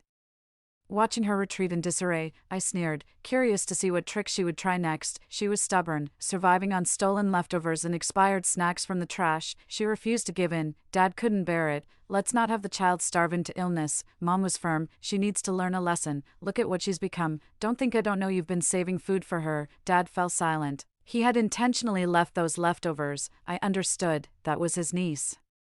And it was hard for him to watch Arya starve, so I decided to let the old man see his niece's true face. Soon, our area also lost power, and within half a month into the cold wave, everything outside was completely frozen. I had prepared a generator in advance, so heating and lighting were not a problem, and there was plenty of charcoal fire too. Arya, that good-for-nothing, enjoyed these benefits as well. But good-for-nothings will never be grateful. This time, I was prepared. She couldn't sell our food, she ate poorly and held a grudge, taking advantage of our sleep. She told everyone in the group that our house had electricity, heating, and plenty of food. She even posted a photo of our family's meal to the group. In the past half-month, many families had long run out of food, their eyes green with hunger. She told everyone they could come and pick up food themselves after paying $100,000 per person for unlimited access, until sold out, for a few $100,000 more.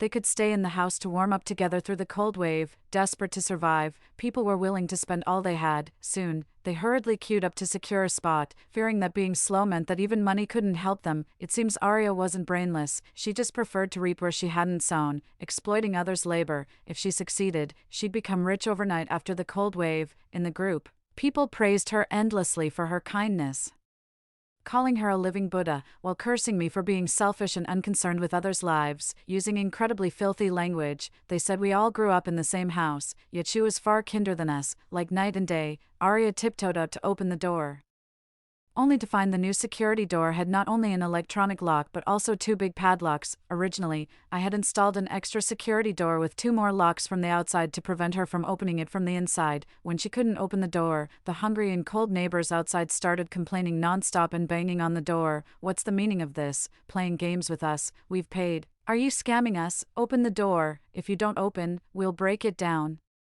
You're inside enjoying warmth and food. How can you stand to watch us freeze? Stop wasting words. Just break in. That's right. Just asking for hundreds of thousands. Can't people live without money? Let's just force our way in. Initially trying to unlock the door, Arya was frightened by those people. I could only laugh as I watched from the doorway. What a fool. After half a month of cold and hunger, humanity was long gone. Did she really think people would obediently pay her?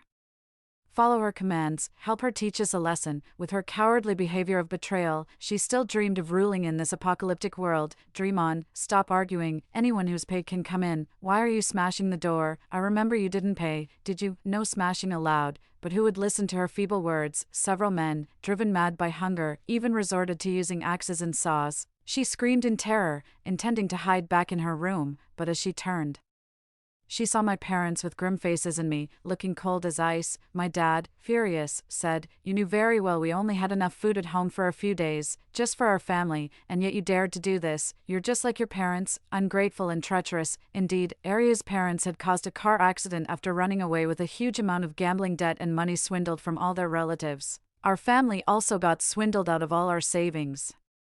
And yet we had to be magnanimous and take care of this bad seed. We've kept quiet all these years to protect her self-esteem, and she really thought she was doing us a favor. Arya, already feeling guilty, was filled with resentment after hearing my dad's words. You took our house and money and still mistreat me, now insulting my parents too. You'll get what's coming to you. Hearing this, my dad was completely disappointed with his ungrateful niece. He roared, "Fine, fine.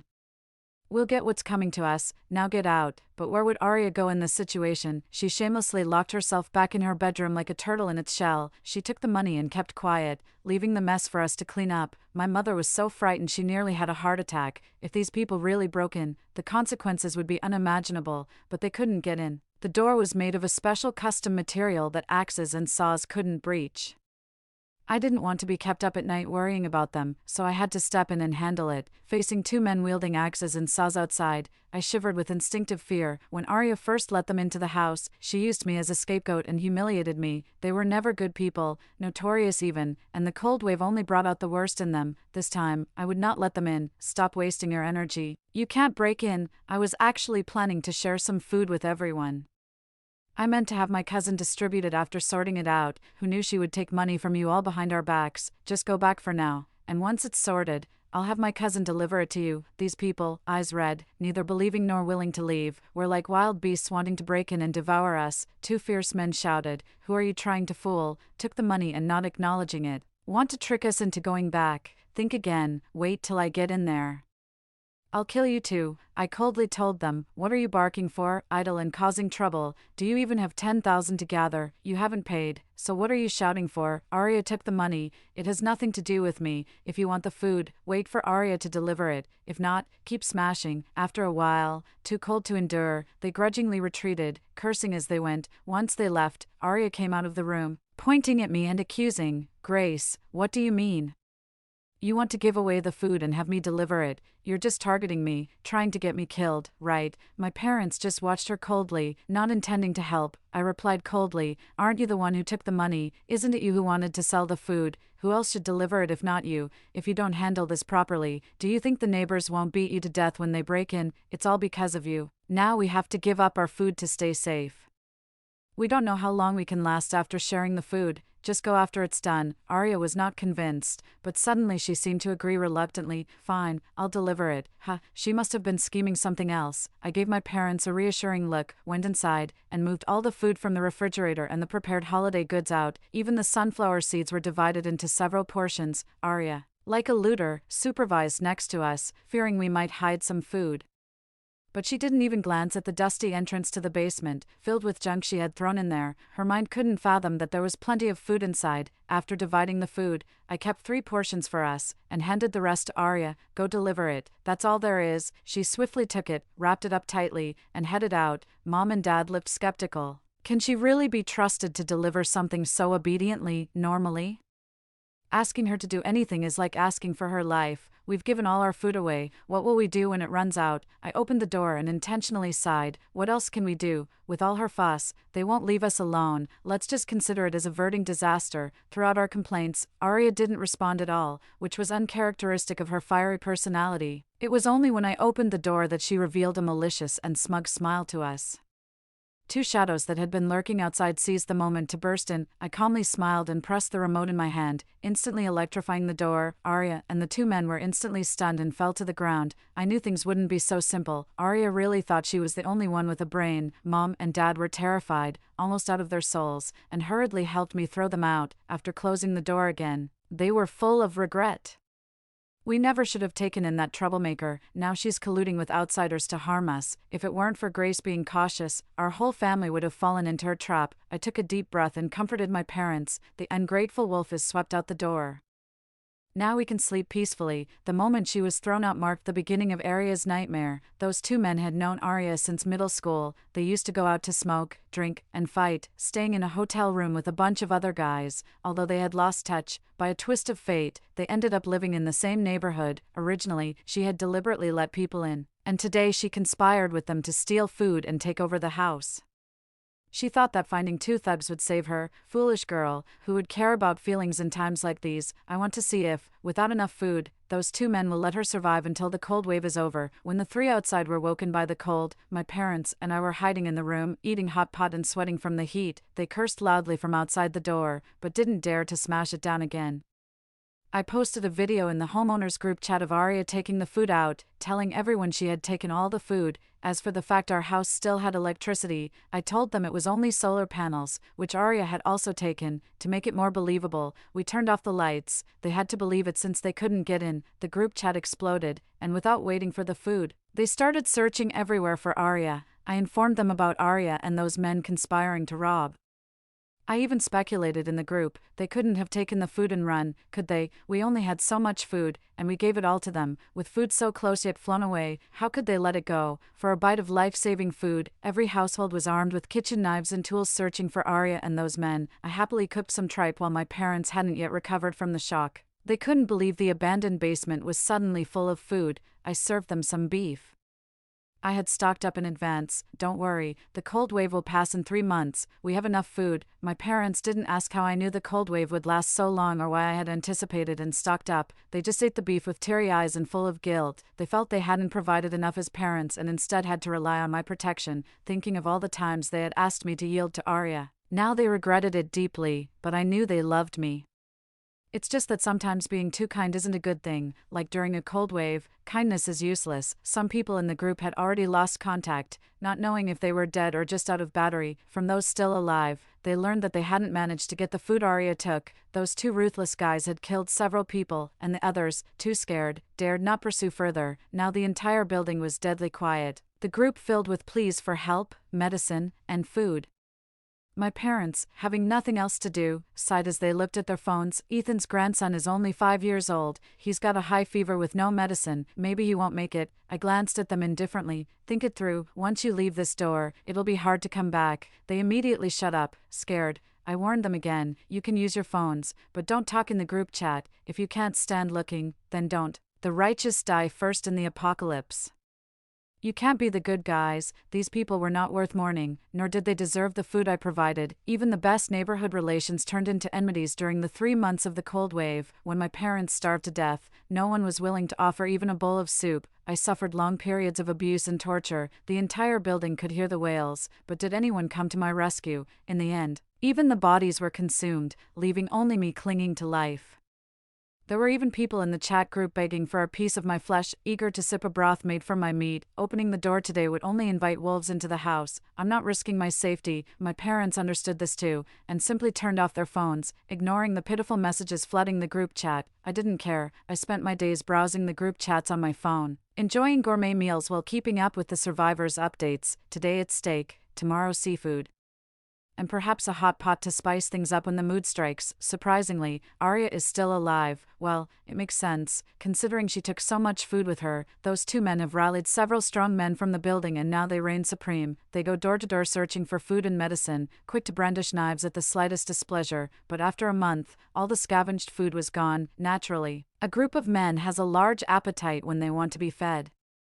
Given the chance to find food, they certainly wouldn't touch the stiff corpses, and our family has always been of interest to them. They aren't sure if we're still alive, having checked numerous times. Now with no food left, they start lingering at the door, trying to break in. Damn it, this is your house. How can you not know the password? Outside, Arya's panicked cries. I really don't know. The door was changed by that bitch Grace. Don't hit me. If she's still alive. She's definitely hiding food. We'll surely find something if we get in. The noise outside kept me awake, so I gave them a dose of electrotherapy. Arya exclaimed, "See, I told you that bitch is still alive and definitely hiding food." I immediately posted a picture of the hot pot from my phone to the group. You guessed right, I've hidden a lot of food. Too bad, you won't get to enjoy it, choosing instead to suffer with those thugs. With a powered phone in those villains' hands. They saw the message and started beating Arya. Damn it, your family hid so much food, and you only brought out this little. If you can't open this door, tonight I'm making hot pot with you in it. Hearing Arya's cries, I felt incredibly satisfied. Why should I make her life easy? From time to time, I kept posting photos of delicious food in the group chat. These are the meals we've been enjoying these days. I've even gained weight. These photos are enough to torment Arya. Soon she appeared at the door, knocking and wailing. She never cried this hard even when her parents died. Aunt, uncle, cousin, I was wrong. They're going to kill me. Please let me come back home. I won't be reckless again. I won't run away from home again. Please open the door. My parents simply hid in their room, out of sight, out of mind. I went to the door, saw the shadows lurking in the hallway through the monitor, and smirked coldly. As expected, a leopard can't change its spots.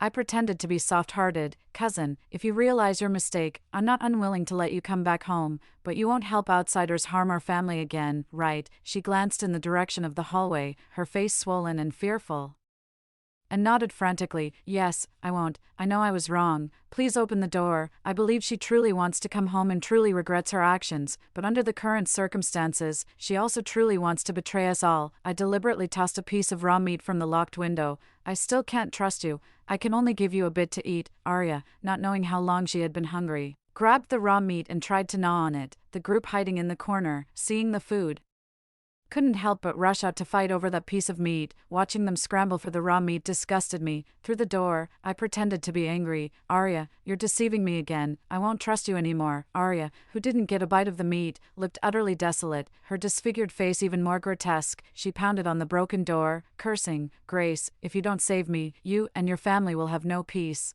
You all bully me. My parents' spirits will never forgive you. Be careful, they might come for you. I chuckled. I don't know if they'll come to settle scores with me, but you'll be reunited with your parents soon enough. She looked at the men fighting viciously over a piece of meat, shrinking in fear. She knew all too well what they would do once they ran out of food and couldn't break down the door. It seemed they had already tasted human flesh, otherwise Arya wouldn't be so terrified of being turned into hot pot ingredients, indeed.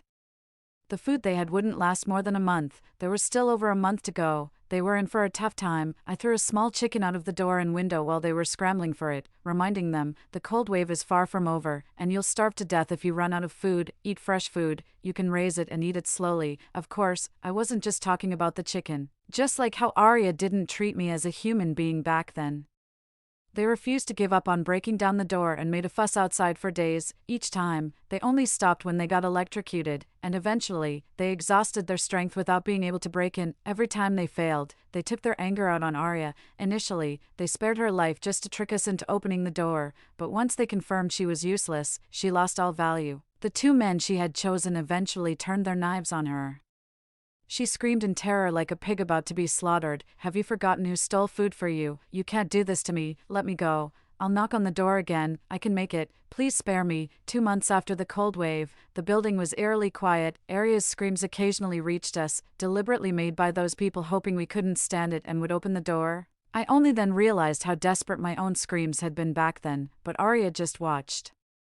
Unwilling to grant me a quick end, a week later, Arya could no longer scream. I opened the small window in the door, and they immediately dragged Arya out for me to see her pitiful state, hoping I would soften and open the door. She was covered in blood, not a spot on her was intact, pitted with holes everywhere. They outnumbered her, and her situation was even worse than mine had been. She wouldn't live much longer. In desperation, Arya looked at me and pleaded, "Kill me, please.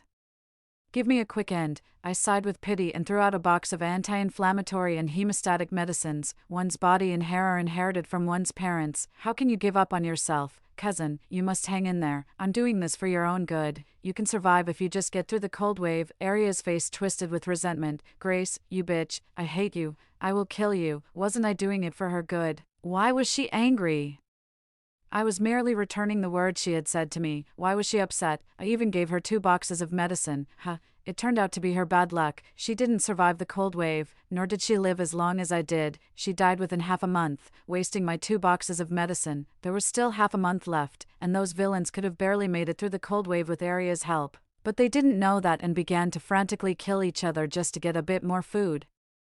It must be said that those 2 villains were truly evil, surviving until the end. Every day after eating, they would circle my door like zombies, then shrink back when they got too cold. Unfortunately, they never managed to break down my door. By the time the cold wave ended, communications slowly resumed, and rescue operations gradually began. When they were finally rescued, those 2 villains cried loudly. They put on a victim's guise, looking quite innocent, when the rescue team knocked on my door.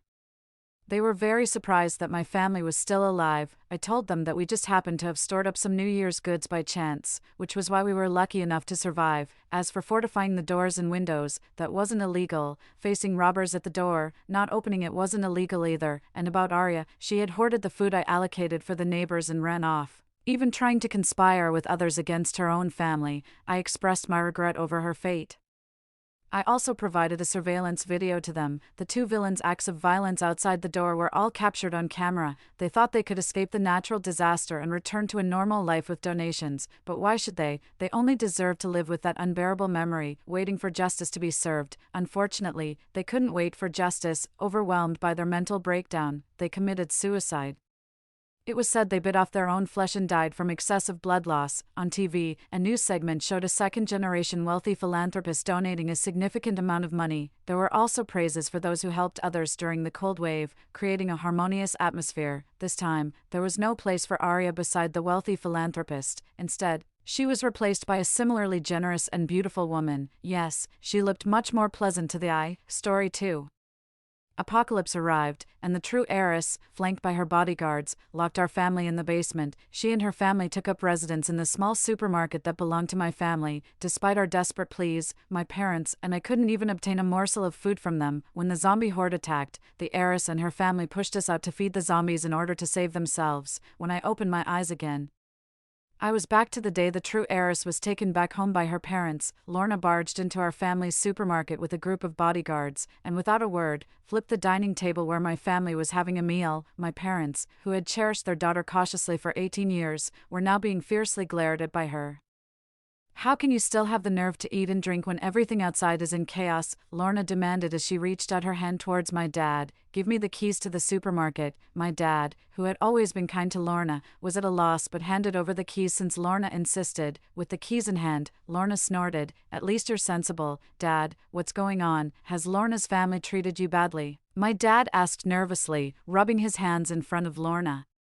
Lorna glanced at my dad and said lightly, Lorna's family treats me very well, better than you ever did. Look, I've only been home a few months and haven't I become much fairer and chubbier? You run such a big supermarket but never spent any money to dress me up. My mom's eyes welled up with tears as Lorna spoke. Dear, your dad and I have never wronged you. Lorna screamed and stood up. You are not my parents. Stop pretending to love me. She quickly left the store and got into a car. I couldn't stand Lorna's pretentious behavior. If my parents were really bad to her, that would be one thing, but from what I've observed since I've been home, my parents are hardworking, honest people. Not only do they maintain good relations with the neighbors, but there is also nothing to fault in their conduct. Although our family isn't particularly poor, we're certainly not wealthy. Our family's supermarket, located next to the bus station in the county town, may not be large, but it has everything needed. The supermarket is our family's everyday home. There's a second-floor attic above the supermarket where they live. I couldn't understand what Lorna was up to, but I remained cautious. I tried asking around on social media, but unfortunately, nobody replied to my messages. That's how it is in high society. So-called friends are only interested when you have substantial wealth. Friendships can end in an instant. People without any value to offer are treated as less than nothing. I sighed, feeling something was amiss. Today, the normally quiet small town saw several luxury cars coming and going. Moreover, even the people who usually shop at our supermarket were strangers. They bought in bulk, loads of grains, oils, and other storable supplies. A voice in my head told me that something big was about to happen. I immediately told my parents to close the shop and stop selling goods. My parents had sold more goods today than in several months combined and were overjoyed, but seeing my serious expression, they didn't ask questions and closed the shop as I suggested. I took a deep breath and patiently explained to them, I have a bad feeling about this. There were many strangers today, and lots of luxury cars. The goods they bought suggest they might be planning to stay for a long while. My parents nodded in agreement. Dorothy, you've seen more of the world and know more.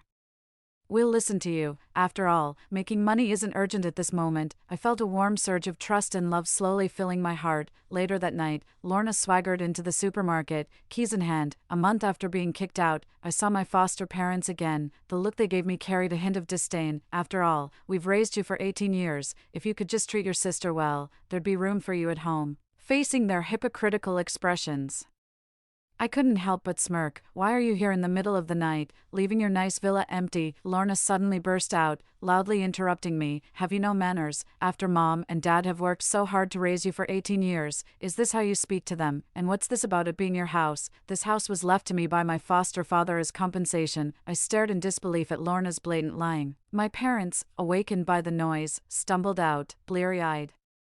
What's going on here? Lorna's eyes welled up. Wasn't this house supposed to be left to me? Isn't this your compensation for mistreating me? Otherwise, why would I have the keys? Lorna turned to look at her parents. Seeing Lorna in tears, her parents softened and started shouting to throw us out, but before they could act, a sharp scream pierced the air outside. Lorna's father quickly pulled down our house's shutter as heart-wrenching cries echoed from the empty street. Murder, murder.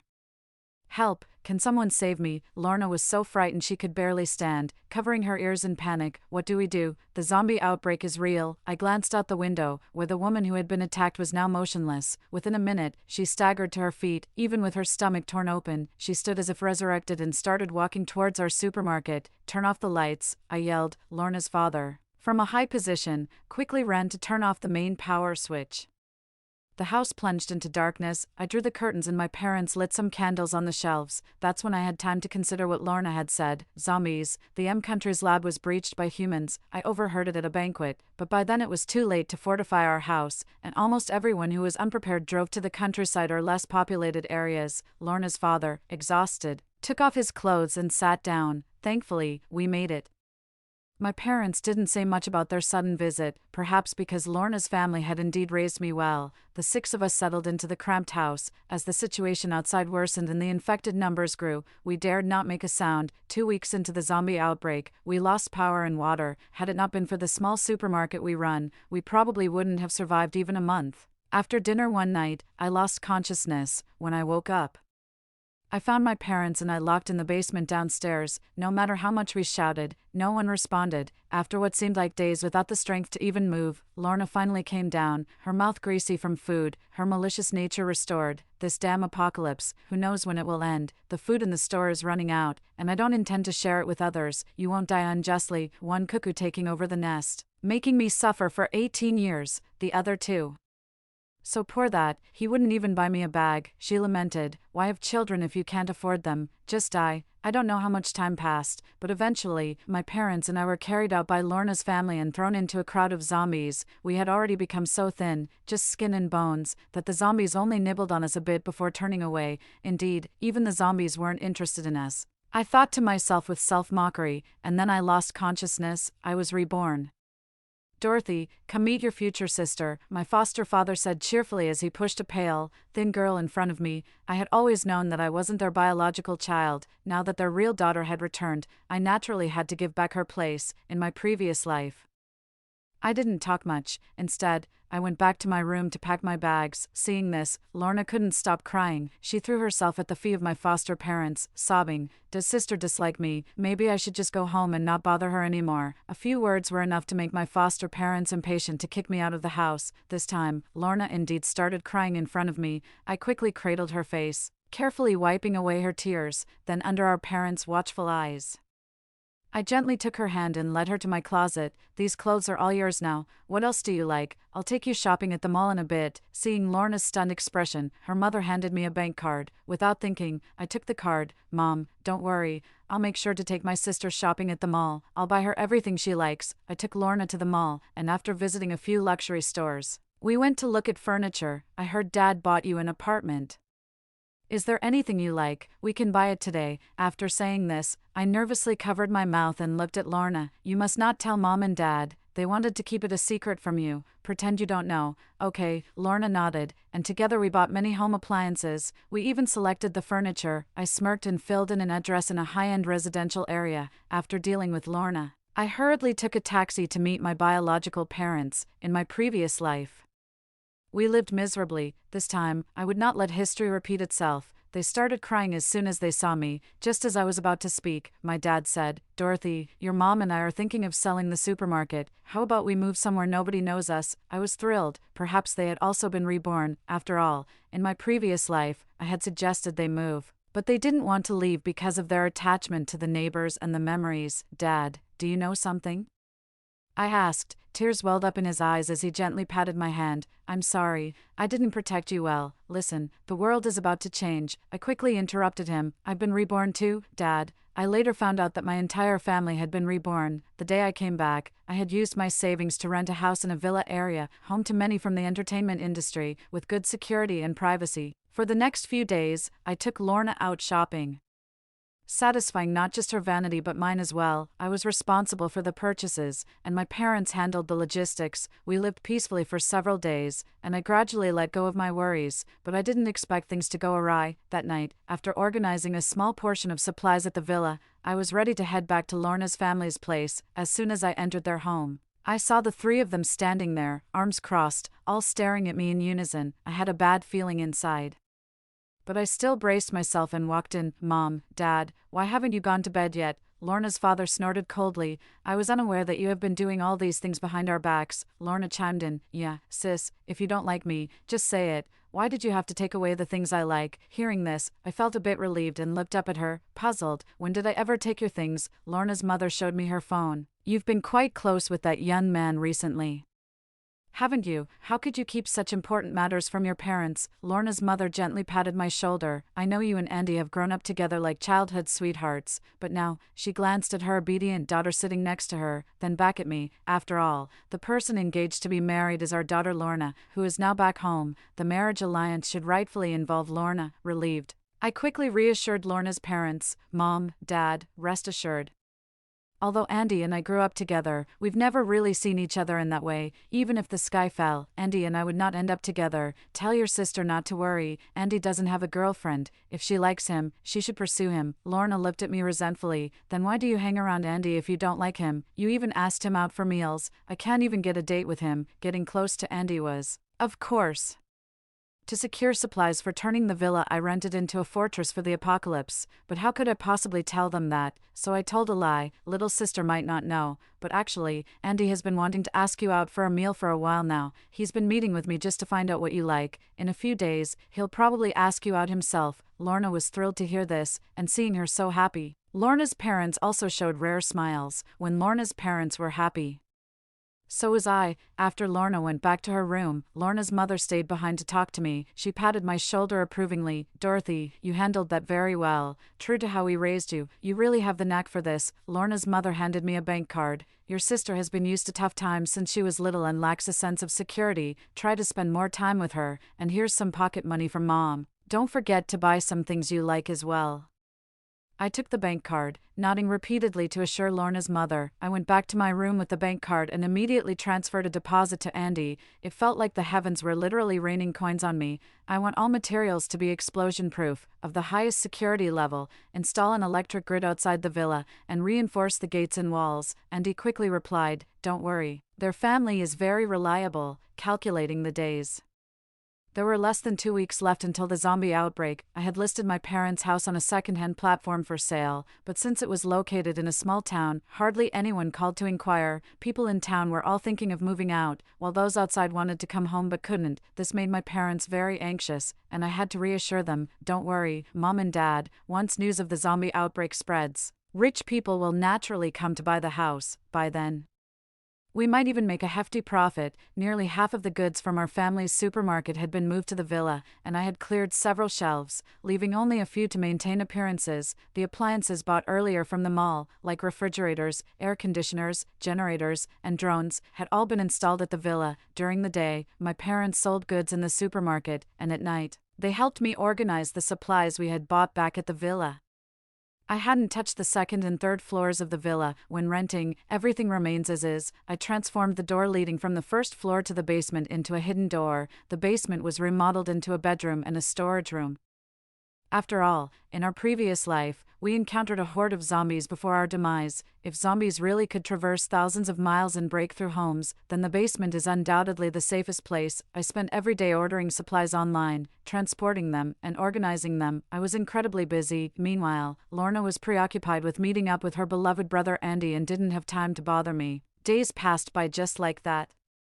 Until one evening when I came home and happened to run into Lorna's family packing their bags. What's going on, Mom, Dad? Lorna's father looked at me strangely and said, it's nothing, Lorna just wants to go out and play, and we're helping her pack. The whole family looked as if they were fleeing from something, but I decided to turn a blind eye. Are you going too, sister? Lorna deliberately got close to annoy me. I usually avoid her, so there was no way I would go with her.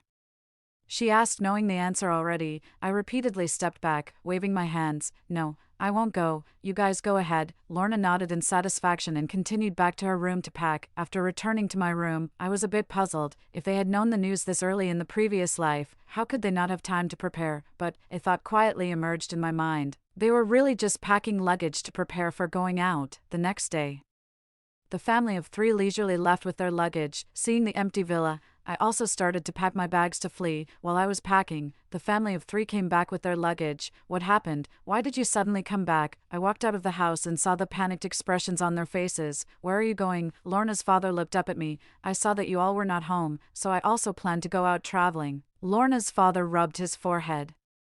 It's not very safe outside recently, you. Before he could finish, Lorna tugged at his sleeve. Lorna's father looked at her in surprise, and Lorna smiled brightly. Sister, Dad's just teasing you. Go out and have fun. Don't forget to bring us some souvenirs. I also smiled and nodded, giving Lorna a discreet glare. Some people can't hide their feelings. Their dislike is evident on their faces. If that's the case, then I wish you an early demise. That afternoon, Lorna ran to my parents' small supermarket. Unlike the previous life, this time she pitifully knelt in front of my parents, complaining about how her parents mistreated her and starved her. If my parents hadn't been reborn, they might have been moved to tears. Unfortunately, Lorna's tactic wasn't very effective this time, but my parents still followed my advice and handed the keys to the supermarket to Lorna. Lorna grabbed the keys and ran off. There was 1 day left until the apocalypse. Since I used the excuse of going out on a trip to leave Lorna's family, I moved to a villa to live with my parents. We had nearly cleared out the supermarket shelves. We left only some useless household items there. Sure enough, that night, my parents received a call from Lorna. "Where did you all go?" Lorna cried frantically on the phone. "Where did you put all the food and water from home?" Seeing that my parents remained silent, Lorna seemed to realize something. Suddenly, her tone softened. "Woo, Mom, Dad, I'm sorry, I didn't mean it. I miss you so much. Can you bring some food and water to the store to see me? I'm so hungry, please." At my cue, my parents repeated the lines I had prepared for them. "Lorna, don't cry. Mom and Dad are on their way back with food. Just wait for us," they said. Lorna, through her tears, managed a smile and a nod before hanging up the phone. After the call, I couldn't wait to check the home surveillance and saw Lorna's family looking out the window with somber faces. The zombie outbreak started late at night, and it was almost time. Lorna's family was still incessantly complaining. Lorna's mother walked past several shelves. "Look what this store has left. Towels, slippers, not a bit of food or water. How are we supposed to survive?" Lorna's father also looked dissatisfied at Lorna. "Didn't you say these poor folks had a lot of food at home? Enough for our family to live on for several years." Lorna, at a loss, shook her pale little face gently. "Mom, Dad, it's not like that. You've misunderstood Lorna. Lorna didn't expect things to turn out this way. Once they come back, we'll have something to eat, then we can send them out to gather more supplies. I remember there's a storage room here. It definitely has food and water." Meanwhile, my parents were furious. My mom sat in a chair nearby, wiping away tears. "We raised Lorna with all our hearts, and it turns out we raised an ingrate. And then there's you, Dorothy, with whom we had no real ties, and we never raised you, yet you show such filial piety." I couldn't help but tear up. Blood is thicker than water. After all, I can see who truly cares. During the years with Lorna's family, though her parents never mistreated me, they were extremely strict about my education. From as early as I can remember, I was enrolled in various training classes. Every day I had to learn various skills. When Lorna's family parents attended banquets, they took me along to perform for the guests. A good performance would earn me praise. A poor performance would leave me facing endless darkness. As a child, I longed for the company of Lorna's family parents, but we actually didn't spend much time together. Most of the time, it was just me and the servants in the mansion. As I grew older, they started restricting my social interactions. I could only associate with people they approved of. I couldn't make friends on my own, so when I found out I wasn't their biological child, I felt a strange sense of relief. So the first time I met Lorna, I was eager to leave Lorna's family. In front of us, Lorna would cry and complain about how terribly my biological parents treated her. At the time, I even resented my biological parents. Lorna was dark and thin, like a little monkey, clearly looking malnourished.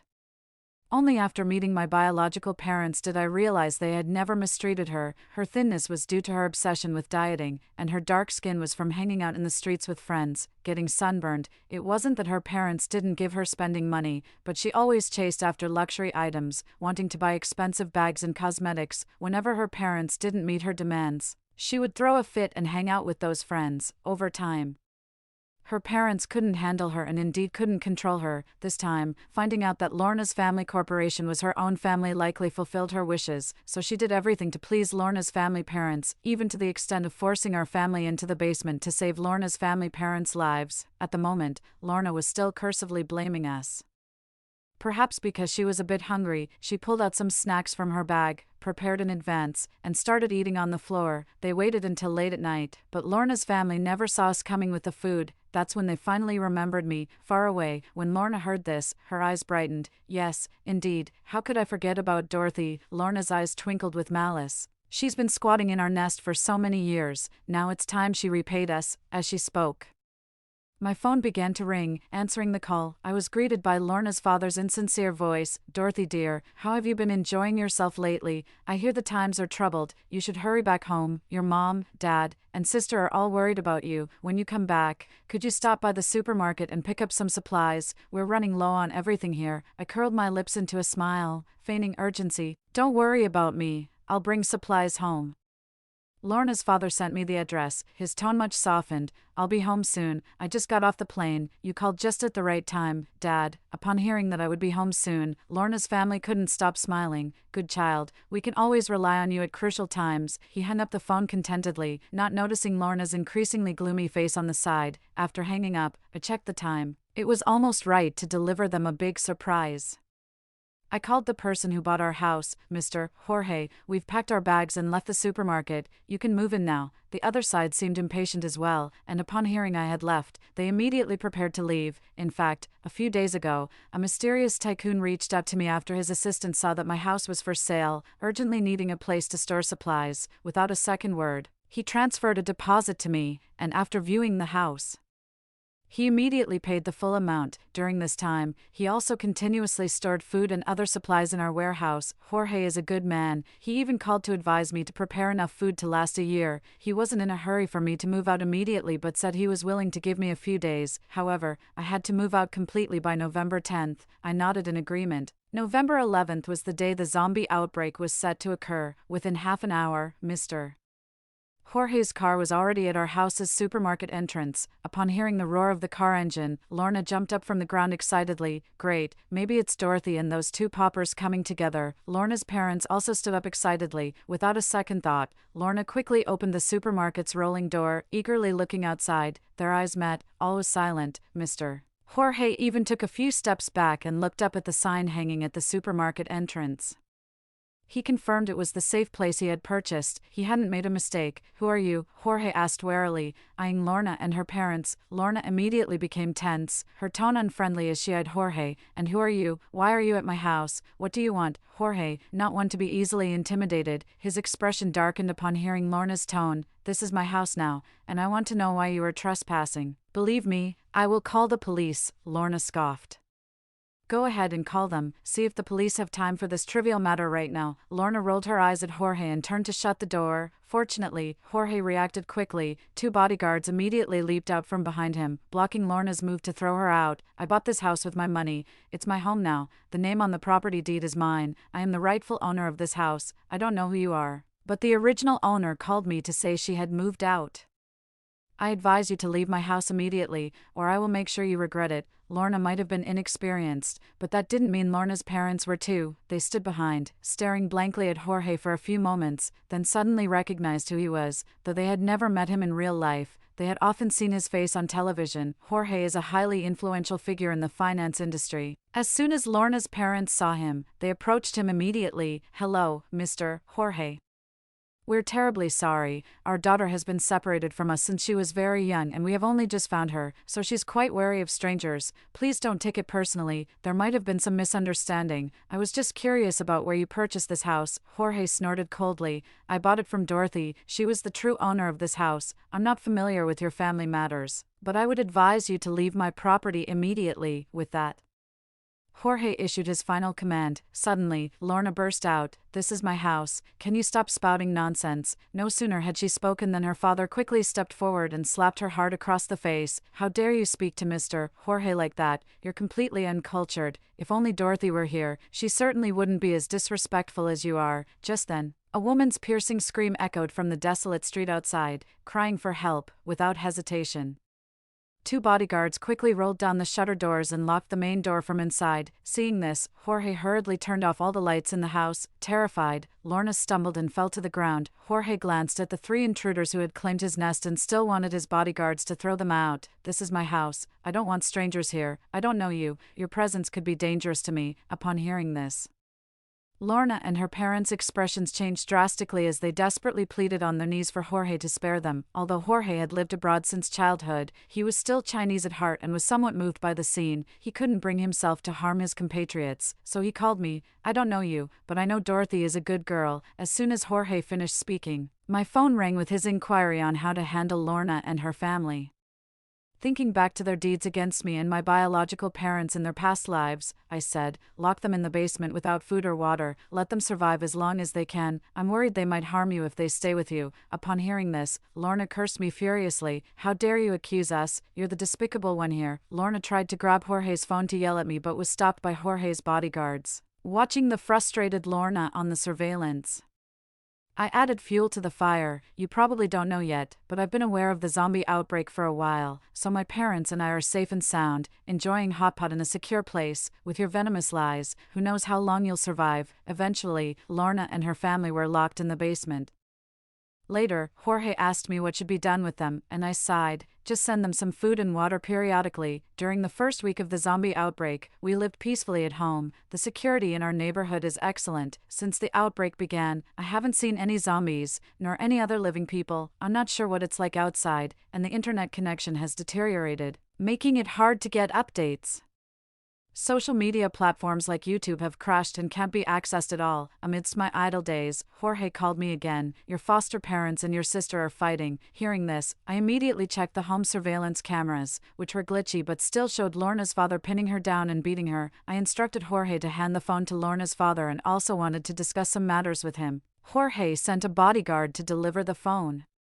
As Lorna's father picked up the phone, his eyes reddened upon hearing my voice. With a trembling voice, he said, "Dorothy, Dad is sorry for what he did to you. Can you come and save your father from your damn sister? I'll make sure she pays for this." Hearing Lorna's father's voice, I couldn't help but smile. "Let me send you another gift, Lorna." I played the recording of Lorna accusing her family in front of my parents. Upon hearing it, Lorna's father grabbed a stool nearby and smashed it on Lorna's head. The scene became uncontrollable. "You ingrate, I've provided for you since I took you in, and you dare to tarnish my name like this. If it wasn't for you, Dorothy and I, along with our child, would be sitting comfortably in a villa, enjoying the air conditioning. It's all because of you. Today, as your father, I will end you." Lorna's father exploded in rage. Chasing after Lorna to hit her, Lorna fought back. "You just love Dorothy. No matter what I do, I can never compare to her. Then all of you might as well die." Out of nowhere, Lorna pulled out a knife and slashed at her father. Lorna's mother, too scared to intervene, just watched. When the two finally exhausted themselves, Lorna was sprawled on the floor, unable to move. Only then did Lorna's mother, still on the phone with me, come to her senses. She softened her tone. "Dorothy, it's Mom. Can you help me get out of here? All of Lorna's family's fortune will be yours. Mom really misses you. What use do I have for money now? Staying alive is what's most important." I scoffed at myself, thinking, if I had known this would happen, why did I ever bother? I ruthlessly hung up the phone. Because of Lorna's severe injuries, and her father's lack of strength, the family of 3 collapsed in the basement, in the middle of the night. Somehow, Lorna managed to escape the basement, luckily. I was still awake and saw it on the surveillance camera, so I quickly called Jorge. Lorna violently opened the roller door, her noise echoing loudly on the desolate street. A horde of zombies ran towards her, and Lorna's father, from somewhere behind her, pushed her out. Lorna's mother, somewhat delirious by then, was also thrown out by Lorna's father, just as he was about to close the roller door. The arriving bodyguard pushed Lorna's father out as well, then he securely closed the door. Screams of agony could be heard from outside. None of the family survived. In the end, their fate was a result of their own actions. The second week of the zombie outbreak, just like in the previous life, there was no water or electricity. Half a year after the outbreak, the government announced new news. A zombie vaccine had been developed, and all survivors would be relocated to a safe zone. A month later, under military escort, our family finally stepped out of our home again. This moment marked not just a new beginning for our family, but a rebirth for the entire nation.